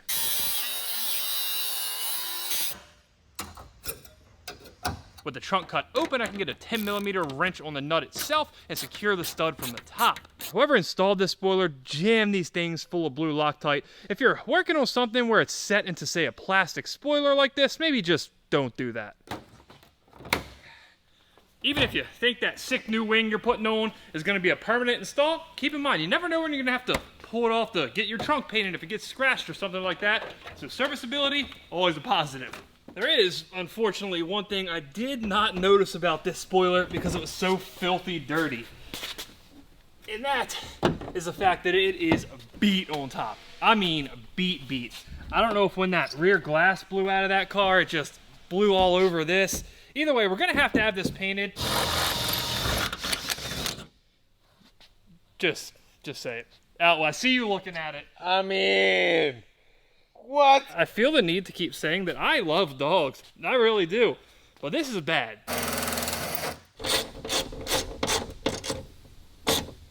That's weird. It turns out, when you don't put Loctite on the bolts, they work just fine.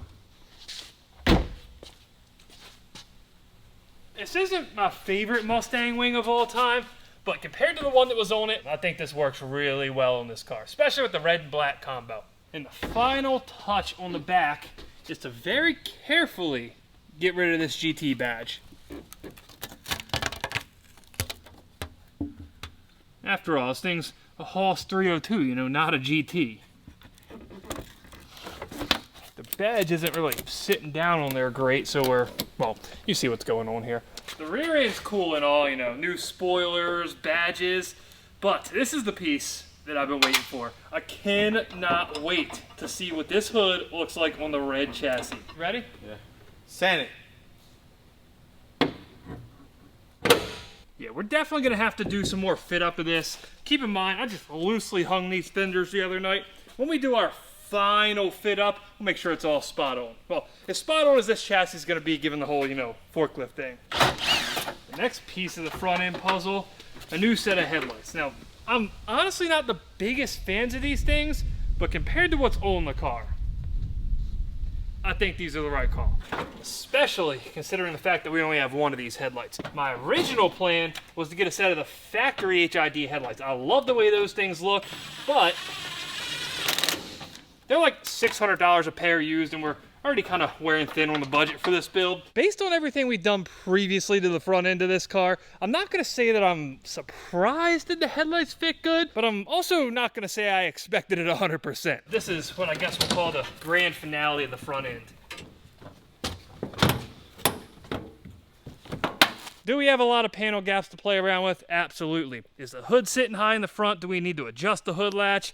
Yes. Are the splitter rods still broken? We still need to find a solution for that. I don't even know what we're gonna do about that at this point. The whole point here, we got problems, we got issues, but this thing looks awesome. When I first saw the white Boss 302 at the salvage auction with this wild front end on it, it's what made me want to buy it in the first place. So to see it come to life on our chassis, it's just so cool to me. And in some weird way, holding on to this styling makes it feel like the white car's living on, even if the chassis is giving us everything it has to give. But now, we gotta make sure it runs as good as it looks and knock out this exhaust system. The plan here is to start off by welding a 2 3/4 inch V-band to our factory H-pipe. From there, we're gonna take the X pipe that came with the stainless work system and hack it off right about there. What that should do is give us roughly the same curve from our 2 3/4 section, but instead of necking down, this one's gonna neck up to 3 inch, which we can build the rest of our exhaust off of.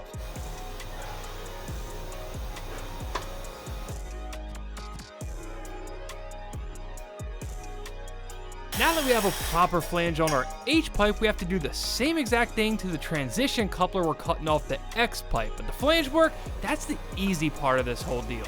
The hard part for me at least is when instead of building an exhaust from the front all the way out the back of the car, you have to connect an existing front to an existing back. When you're building something from scratch, you have unlimited freedom to do things the way you want, but when you're adapting a piece like this, it's just a lot of on and off, cutting and adjusting. There's something very satisfying about building exhaust. I'm not super great at it, yet at least, but it is really fun. Assuming it fits. If it doesn't fit, then this isn't gonna be fun at all. So what you're trying to say is that you're gonna make the exhaust for my next build? No.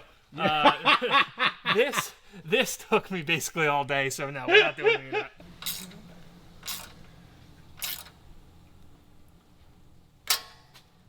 All right, so we built a part of an exhaust here. It might have took entirely too long, but now we can run our long tube headers and our side exit pipes, so I think it's worth it. Keep in mind, there is no good reason why completing the exhaust like this should make it run any better, but hey, we gotta try it.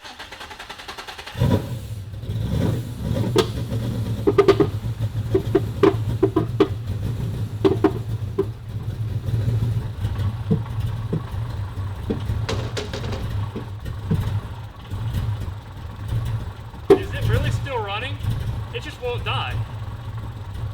4. It's running at 3 RPMs right now. Not 3,000. There we go. Well, it does indeed seem that we still have an issue. So logically, the next step here would be trying to identify what changed. What's the difference from when this engine was running happily in the white chassis to being really pissed off at us right now? Of course, we start with the obvious one, gas. We never heard an engine run in this chassis. It's got a full tank of fuel, so it's possible it could just be bad. That might be causing all of our issues. I already had my water bottle cut. I was getting ready to pop off the fuel line, get a sample, and see what it looked like, but then I noticed something interesting. These breather ports on the valve covers, they don't need to be plugged. The one on our intake, that's still plugged. Then I came around to the intake manifold.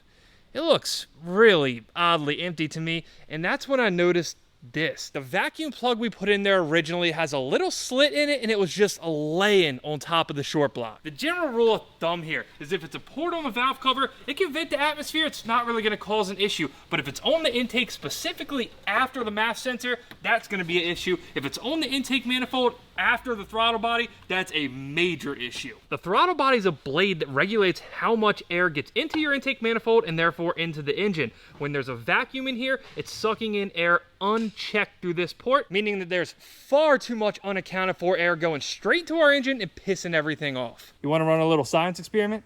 Let's try it. Crank her up.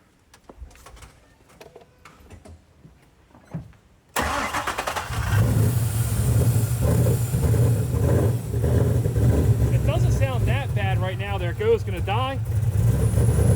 Look at that, there we go. It makes perfect sense why this would be the case. I just didn't notice it until now. Let's play Can I Kill This Mustang?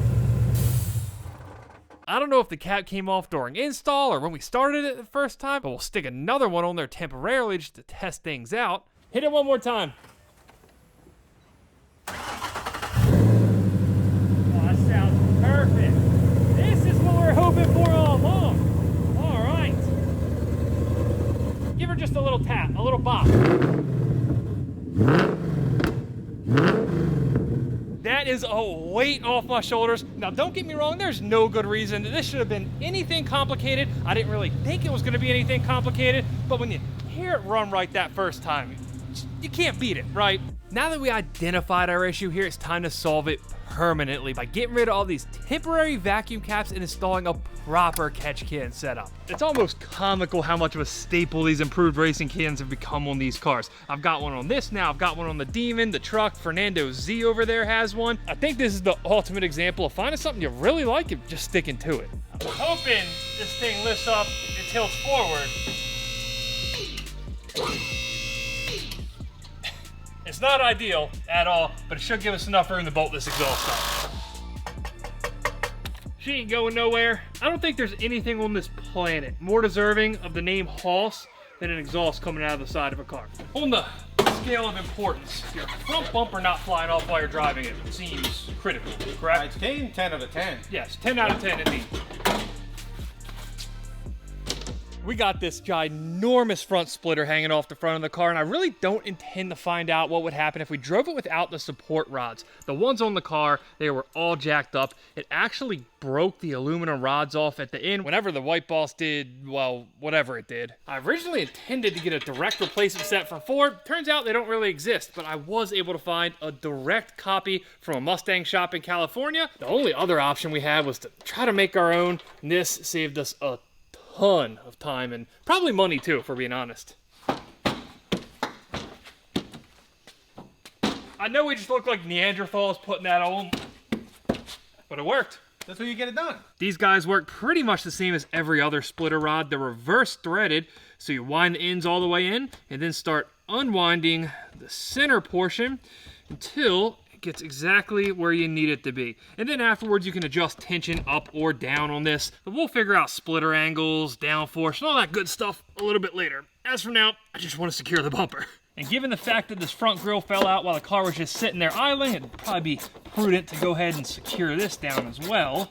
If you ask me, I still couldn't tell you one specific thing that does it for me, but something about this front end, even just all disgusting, dirty handprints all over it, it looks so freaking tough and cool to me. But we got plenty of time to drool over this thing later. As of now, there's only one more thing we have to do before we can go rip on it. The interior. And all the stuff we were able to salvage from the Laguna Seca, this might be the coolest. We'll start with the obvious one here. There's no rear seats. On the Laguna Seca package, they came with this sick X-brace that bolts in place of the rear seat. It's a lot lighter, it stiffens the chassis a lot, supposedly, and let's be honest, it just looks cool. Now, for the front seats, while these are essentially the same as the Recaros that came in our original Boss, there are a few differences. There's a little bit of suede here instead of being full cloth. I guess they splurged for an extra 10 bucks in material. The Boss 302 logo, it's red on these instead of white on the original car, and then there's the really minor detail that these aren't twisted in half. I think it's far beyond established at this point that I don't really have much of a problem fixing stuff when it's damaged. But something about straightening a seat that's been kinked, it just doesn't sit right with me, and no, that's not a pun. The metal frames inside these seats are a lot flimsier than you could ever imagine them to be, and when you pull them back to where they should be, they tend to want to rip. To be honest with you, this is the coolest thing in a Mustang that I ever seen.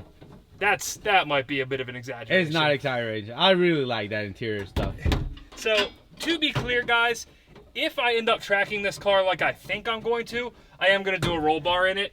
I just couldn't help but put this in it from the jump. I do think that white car is probably the best for sale ad I've ever seen for a roll bar, so we're 100% going to do it. As for the final piece of the whole X-Brace deal, is this panel that covers the lower half. Come on, look at that. You can't tell me it doesn't look sick. It's sick. It's so sick. Now, earlier in the episode, you might have noticed that there were airbags sticking out of these seats. Unlike most cars that have Recaro seats, these ones, they share airbags with the base model Mustang seats. That means if you need an airbag, you can go on eBay, buy a $100 airbag, stick it in the seat, sew it up, you're good to go. On most cars with special seats like this, if you blow an airbag, you have to go hunting down some $500, $600, $700 airbag. Not here. So good on Recaro or Ford, I don't know who's responsible for it, for setting it up this way. Oh yeah. You smell that, Fernando? I think I do. Yeah, it smells like it's time to go rip it, huh? Let's go. Oh, so stupid.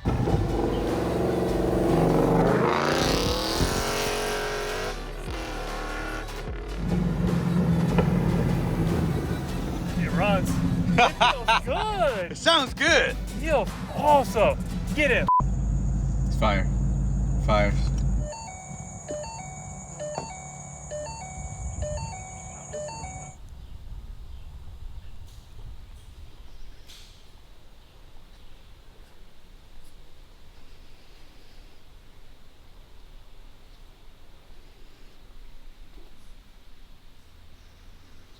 This probably ain't gonna be great.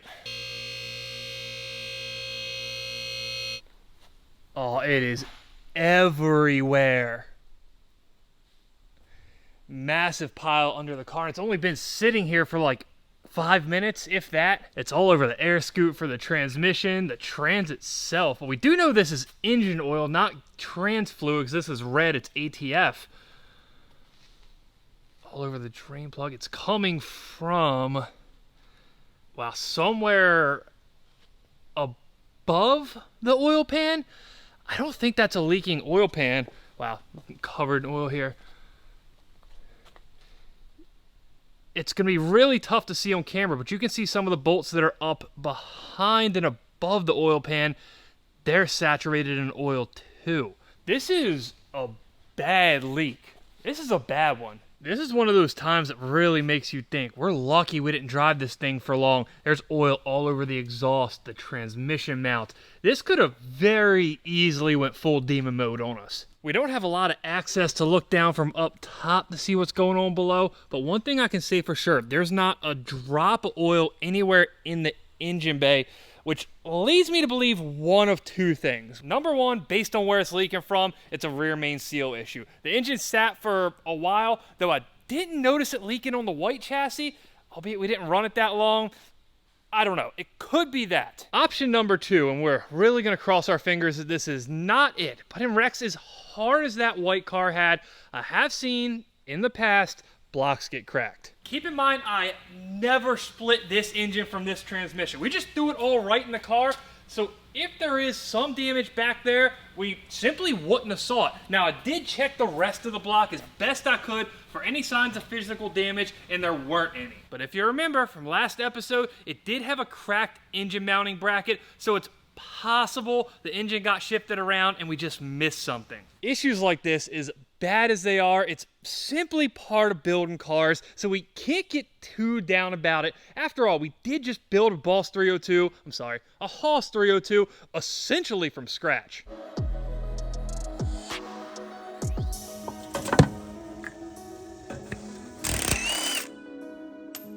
I think we can all agree it's never necessarily fun to have to pull apart your car because it's broken, but it is far more annoying when you just put it together. That little bit of extra kick to the groin. So how we're gonna try to go about this is leave the engine in the car, assuming the damage isn't too bad. We're just gonna pull the trans, pull the bell housing, and see what we can find. I think we do have a twin disc clutch in here.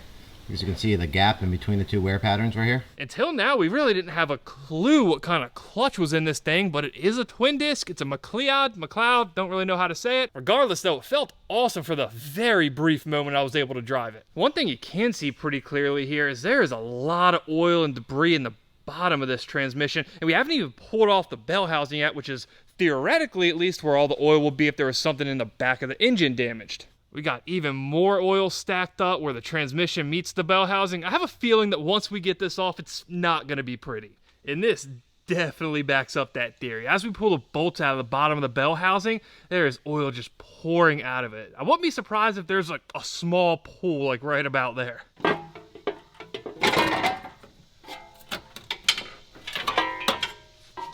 Okay, I mean, it's bad, but not as bad as it could have been. It's generally pretty wet, but it's not like we had a swimming pool of oil in there. You can see where at some point something was sitting down here. Now, I don't think it's necessarily the oil because that plate's a little bit rusty. It must have got some water in it at some point.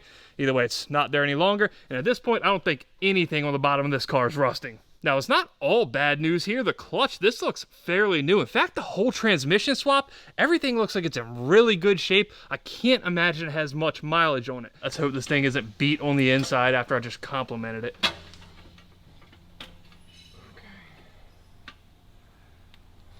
What's the disc look like? Okay, that's not bad. Generally, I'm not a fan of these type clutches. They usually drive pretty badly. But this one, it felt pretty much stock. It wasn't a stiff pedal. The engagement was nice. It still has plenty of life on it. I'll take that. I'll take that all day. The friction surface that goes in the middle of our two clutch plates, it looks pretty nasty. From back here, I thought it was all scored up, but to the touch, it feels really good. It looks significantly worse than it is. We got ourselves some ARP bolts here at least. That's never a bad thing. Always nice to find top quality hardware. We built a lot of cars where that's not necessarily the case. Yeah, I'm kind of shocked. It looks I really am too. nice. You can see the wear, how much it's worn A down. little bit right on the inside. And I presume that's because that sits just over the lip on the friction surface on this flywheel. Based on what you said about that's where it sits inside the flywheel, that is how much wear the clutch actually has on it. That which makes is sense. Not a lot. Very We're minimal. good. This is either the point where we pull this off and see a big gnarly crack, or hopefully it's the rear main seal. Oh my God. I can't imagine that's supposed to be sitting out that far. You can see kind of balled up oil between the crankshaft and the rear main. More importantly though, I don't see any big gaping holes back here. Not that that's what I would expect, but if it's enough to leak, there's gotta be something. Looks like we've got a lot of oil on the backside of our flywheel too, which kind of adds to our rear crank seal speculation. It's gotta be that. And then there's the reluctor wheel here that's also on the back of the engine over the crank, and that thing's covered in oil too. So it's pretty clear the source of our leak's somewhere around here. Now, typically that could indicate that it's the rear main seal plate. It could be the oil pan gasket back here, but on this one, the oil's clearly coming from above the oil pan gasket, so it's not that. It does also seem to be perfectly dry all the way around the top of the rear main seal plate, which leads us back to the most likely scenario in the first place, that it is simply the rear main. And though it's not a simple fix, being that we had to pull the trans, it's far and away the cheapest. We got ourselves a new seal for like 50 bucks from Ford, which compared to doing something like fixing a cracked block is just a bit more cost effective. I feel like that fell out too easily. That fell out very easily. Usually you struggle with these things. I can't see anywhere that the seal itself is torn, slit, or damaged, but it is missing something there. That should not be around the crank. That's supposed to be inside the seal. Yeah, so must have rolled the seal and the spring rolled out of it. So I guess the question here is why? Generally, these seals only fail for a couple reasons. Number one being age, which I don't necessarily think is the case here. The second being crankcase pressure, which also doesn't make a ton of sense. The White Boss we got the engine out of, I don't know how long it was sitting at the salvage auction. Maybe the seal dried up, maybe it just wasn't having a good time, or maybe it's just something we did. Either way, we ID'd the issue, I hope, so now we just stick a new seal in it and hope it's fixed. When you install a new seal, I've had the unfortunate misfortune of this, the spring popping out when you're hammering the seal in. So basically what just happened here. could Similar, happen yes. Immediately upon installing it if we do it wrong. Yes. Okay, we're not gonna do that. We're not going to do that. But if you take some silicone paste or dielectric grease and put it in a couple spots behind the seal, that'll keep that spring from falling out. This And qualifies as a tech tip, correct? that is It correct. does, okay. That is Tim's tech tip. You gotta get this down. This Tim's is your technical segment. tech tips of the day. Something like that. We're insert Yes, page. yep.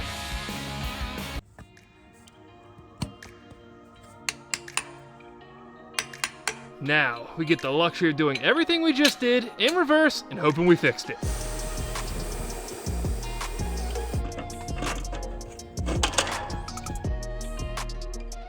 Now, for some reason, this wasn't the easiest to get out. There's a lot of tension on the input shaft. It took quite a bit of prying to separate it, so I'm a little nervous about how it's gonna go in.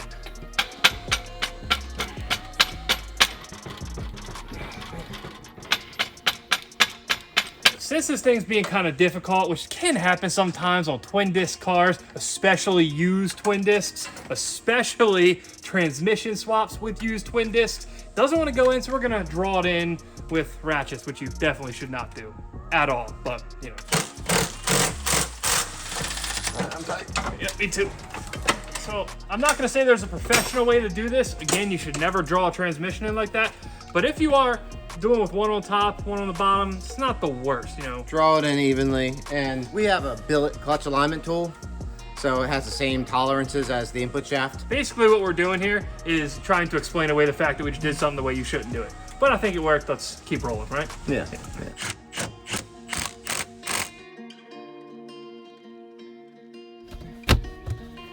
All right, let's see if we fixed it. Shut the f. Just one thing I want to verify before we start it.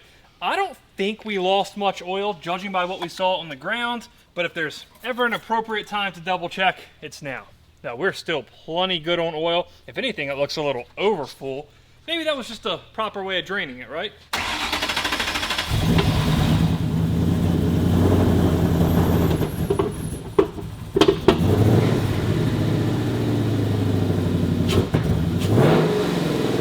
Yeah, I was hoping all that popping and banging got cleared up. Something still doesn't feel right.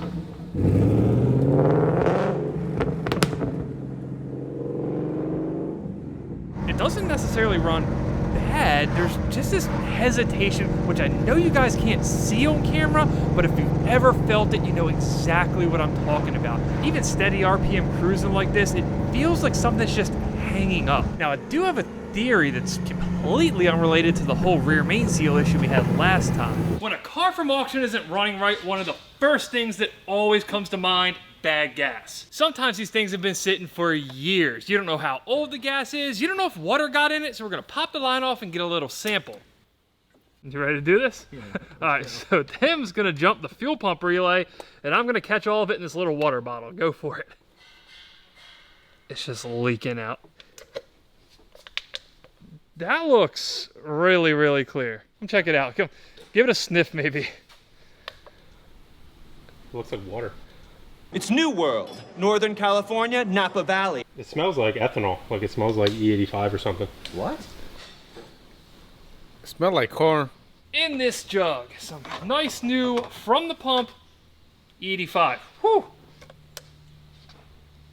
They don't smell the same, but this one smells like what I imagine old E85 to smell like. Now, just to be sure, we're gonna run a little test. This is the barest of bones ethanol content tester. You fill it to this line with water, fill the rest with your gas, then you let it settle for about a minute. Turns out this is straight true E85. Of all the fuel-related issues I thought we were going to find, this was not one of them. I thought there was a really high chance that this gas would be bad. I even thought there was a decent chance that the white car we took the drivetrain out of was tuned for E85, which of course would cause all kinds of issues if we had 93 octane in this tank. What I didn't expect though is that this red Mustang, which was basically bone stock when I got it, would have E85 in it. Here in Maryland, E85 is kind of an inconvenience. The pumps aren't that plentiful, but this car did come from Illinois, where it seems like there's an E85 pump on every street corner, so I guess in some way it makes sense. I just didn't expect it. We're gonna have something like 15 gallons of leftover E85 here. We got a lot of cars here that run E85. I'm just not sure any of us are gonna be comfortable enough to put this old stuff in said cars.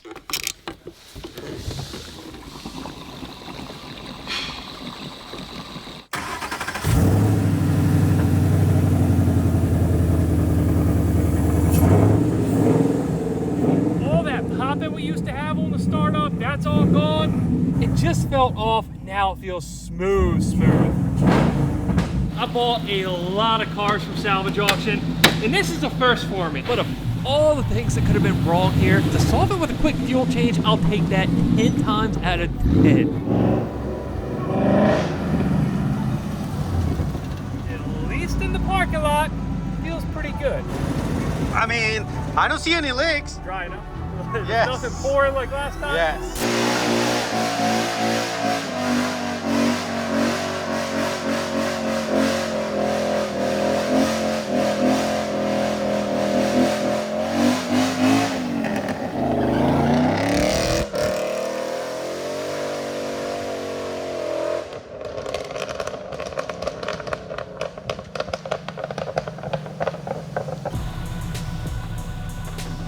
If it can pass the big Ignor burnout test, I think we're officially good to call the rear main issue fixed.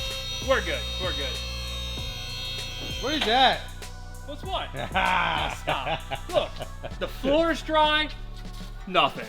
Yeah, I knew it was gonna be good all along. And that burnout's effectively the same as like a 50-mile road test. Yeah, this is quite the different feeling from last time we took this thing out on the road. Last time it was heartbreak. This time, I guess we'll call this a sigh of relief, even though we haven't put a ton of mileage on it yet, but we'll get to that here shortly. Now that we've officially passed the burnout test, we got a dry underside of the car. There is one more issue we gotta take care of before we can put some real mileage on it. The dash, it's lit up like a Christmas tree.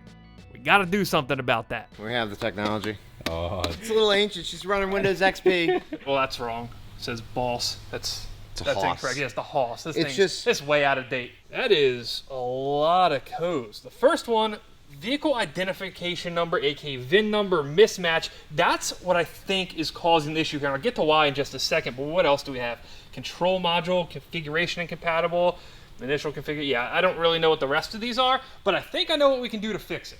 Hopefully. We need to start with swapping the ABS Yes, module. absolutely. On a lot of older cars, the ABS pumps, they're interchangeable. They're not locked to a certain VIN. You can swap them back and forth from one car to another. Doesn't cause any issue. They're all the same as long as it's the same part number.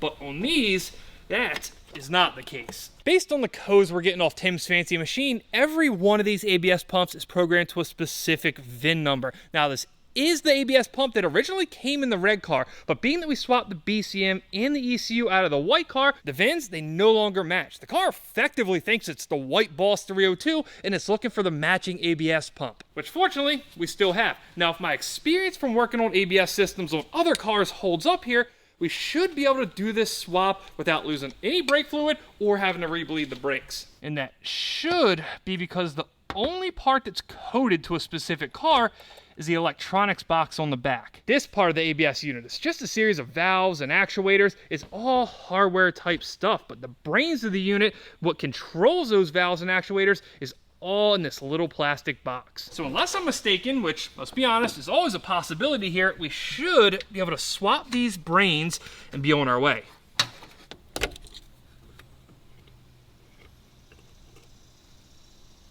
Physically, these things are identical. The main part numbers on the back, they're even identical, but clearly there's some kind of difference here, even if it's not noted on the outside. are you sure you grabbed the right one or you put the wrong one? You see that? I know it's the right one, Fernando. Stop messing with me, all right? I wrote the last four of the VIN from the old car on this one. Just like that.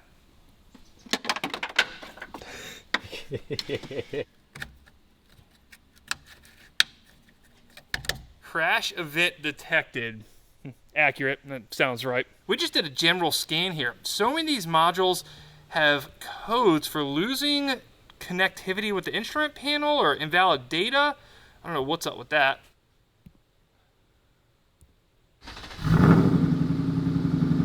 Oh, we're good. We do still have the airbag light. Our SRS module, which is under the center console, we do have to send that out to be reflashed. That has crash data stored in it, as you guys just saw. Otherwise, we have the door open light, we know why that's on, and the seatbelt light, we know why that's on. So just by changing the brains of the ABS unit, we cleared the ABS light, the traction control light, and the stability control light. All that stuff was jacked up because of that one little oversight. One other thing I'm genuinely curious about on this car is what does it weigh? I mean, it should be roughly the same as a stock Boss 302, but I'm curious, and we got the scales out, so. You look concerned. Oh, 35.59? Yeah, 35.59. That's awful. It's not that bad. Bad. It's a Mustang. Oh my goodness. The same weight on my 350Z. Didn't seem that bad until I just Googled what a Mustang Boss 302 from 2012 should weigh, and it's, what, 80 pounds less than this? I mean, we do have a full tank of gas, so maybe we can chalk it up to that. Is it the T56 making that way difference?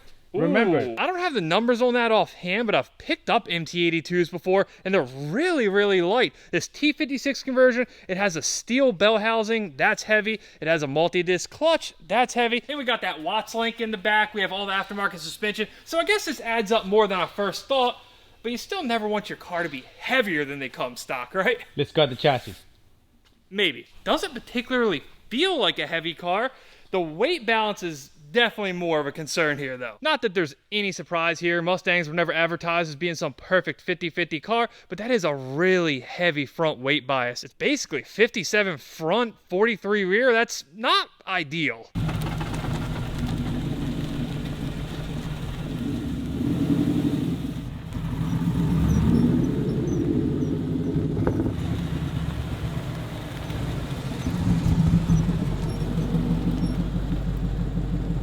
So all the lights are off, that's a positive, but something's squeaking. You hear that, right? Yeah. That sounds weird.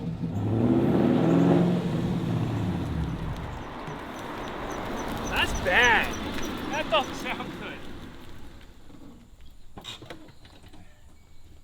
Is it front or rear? I would assume it's rear because you can't hear nothing from the front. It's just when you pass that you hear it louder. So Back to the left, apparently. All right. So this should tell us definitively if it's front or rear. Go for it. Yup, there it is.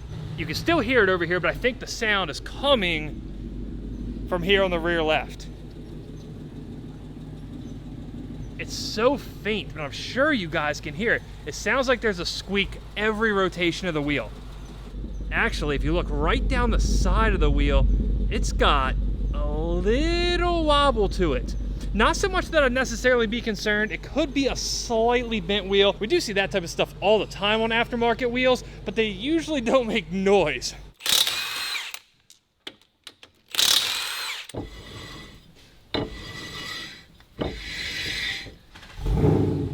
All right, idle it in first gear.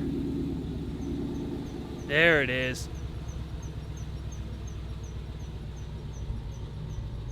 Oh look, the brake rotor has a wobble to it. And look at that, the caliper is just moving in and out. It is probably really hard to see, but if you look closely, the ABS ring behind the rotor, that's wobbling too.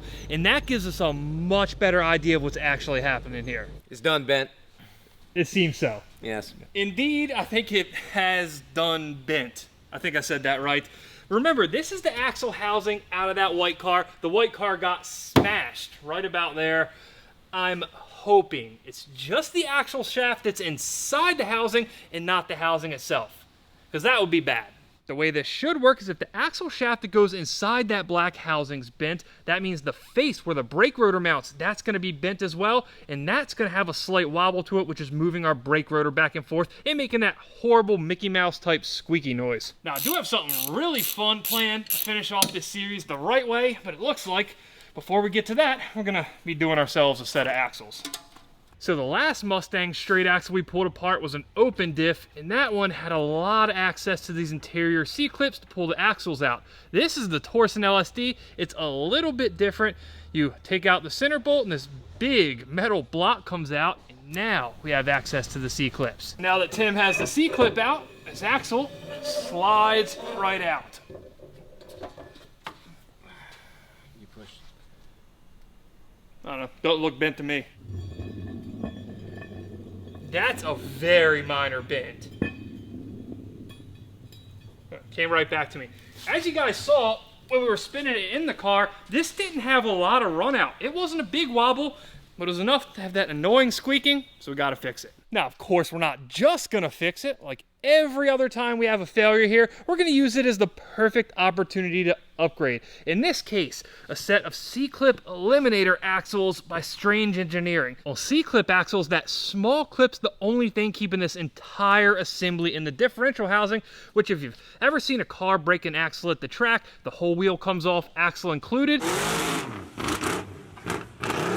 That was a C-clip axle. What we're switching to are these set of C-clip eliminator axles by Strange Engineering. These ones, they're retained by these plates that go on the outside of the axle, meaning that if we have axle issues, we don't need to pull the rear diff housing. We can just unbolt it, slide the axle out, and be on our way. So the first thing we got to do to install these axles is get rid of our old, really heavy caliper mounting bracket. So yeah, I guess one could technically call this a weight loss procedure too. Much, much lighter. So what Tim just slammed out of there was our wheel bearing. And on the new axle setup, the wheel bearings are sealed in this plate that goes on the outside by the hub. And being that we no longer have a wheel bearing there, that means we no longer have a need for this little snout on the axle that it sat in.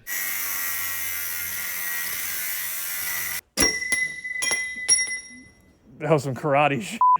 And now that Tim kung fu'd that off there, that's gonna let us put our new caliper mounting bracket and bearing retainer plate on without interfering with that axle snout. I'm not gonna lie, using Ford RTV on a Ford, it feels far too professional for this place, but you know, it is what it is. Try not to mess up that beautiful RTV job Tim just did.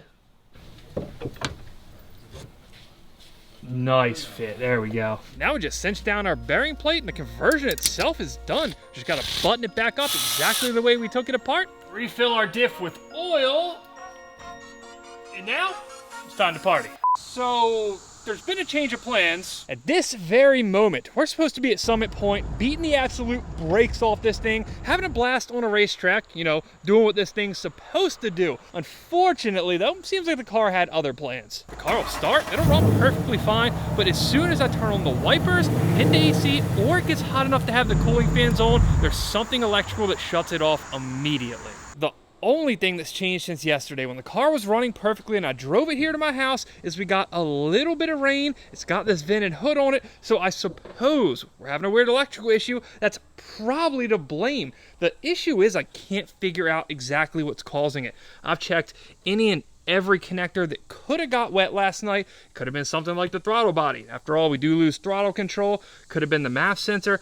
All that looks good. The only thing that I found was a small little bit of moisture inside the ECU connectors. Now the wipers, they shouldn't be controlled by the ECU, but the AC, I believe that goes through the PCM, and I know the cooling fan does. The ECU itself, that's bone dry, there's no corrosion, there's no signs of water whatsoever. But regardless, we're gonna dry out everything we can. I'm gonna let them sit open for a couple hours and see if that fixes it. And if it doesn't, I guess it's back on the trailer. All right, this thing's been air drying pretty much all day. I used Q-tips to clean out some moisture in the connectors.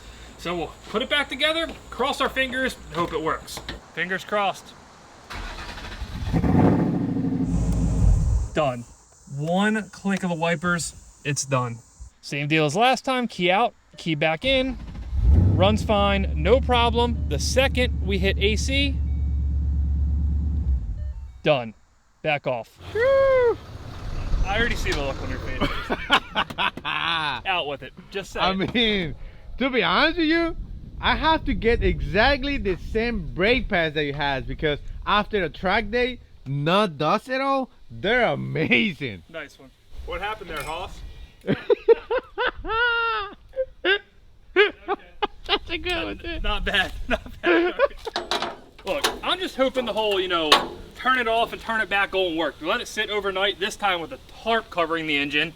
We'll see if it did anything. I don't have high hopes. Did that work? It didn't get wet this time, so I guess.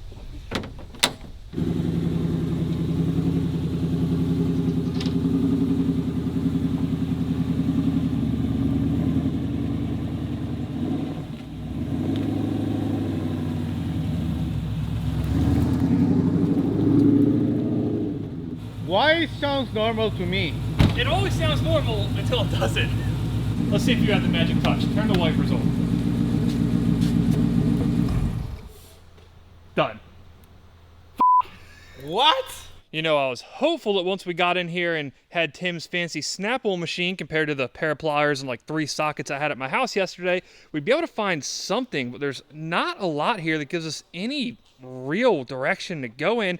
So I guess the only way we can go about this now is figure out what the wipers, the cooling fan, and the AC compressor have in common. The obvious thing there, current draw. Or maybe the wiring for them all runs through a certain connector and that's our issue. Well, we've been diagnosing this thing for what, the better part of 3 hours now? Yeah. With the help of Tim's friend from Ford, and the good news is we have good news. So the first thing we did was try to determine if it was an action-based issue or a command-based issue, meaning was it the act of us turning on the windshield wipers that was stalling the car, or was it the windshield wipers coming on? So the first thing we did was unplug each component that caused the engine to stall when we turned those components on, and it in turn seemed to have solved the problem. Like So- it was never there. So if we delete the AC, the wipers, the cooling fan, we should be good to go, right? You did say it was a race car, right? Well, cooling fan, we might need that one, technically. Just go fast enough. Then, while the car was running fine, I was just playing around with connections, trying to find something loose, weird, whatever. I unplugged the passenger headlight, the car died. Then, we unplugged both headlights here, and nothing. The car wouldn't start at all at that point. Based on what we found there, we discovered that the ground pin for the driver's side headlight and the ground pin for the passenger side headlight are independently grounded throughout the chassis. So this pin is just this headlight and I think a couple other components that are non-related. The ground pin on this headlight, however, goes to this wire right here. I believe Ford calls it G100. And what does it share grounds with? It shares grounds with the AC compressor clutch, the cooling system fan, high-speed relay, and Wait, don't spoil it. The wiper motor. And It the might be the wiper motor. And the there and the we wiper go. motor. Okay. Right. So logically, we have bad ground causing all this. A bad ground that was tight, I might add. Yes. So Ford likes to ground things through the threads of the bolt, which is less than ideal. So what I did was I scraped away the paint right here with Panel popper. It wasn't anything fancy. with the proper tool. It's like a caveman would do it. Yes, like a yes. Leaving the ground loose or something, I can accept that. That would be my fault. This was hard to find, mainly because I assumed it was due to the rain. It wasn't. And just like that, $399 fixed, except the, $350 I'm out for a track day. That part kind of sucks, but hey, is what it is. Clearly this didn't work out at all how I had hoped, but there is a silver lining. Dalt's building the Turbo NSX. That thing's gonna be track ready in a couple weeks, so now we can take both. And of course I can smoke them because, Pulse 302 and whatnot.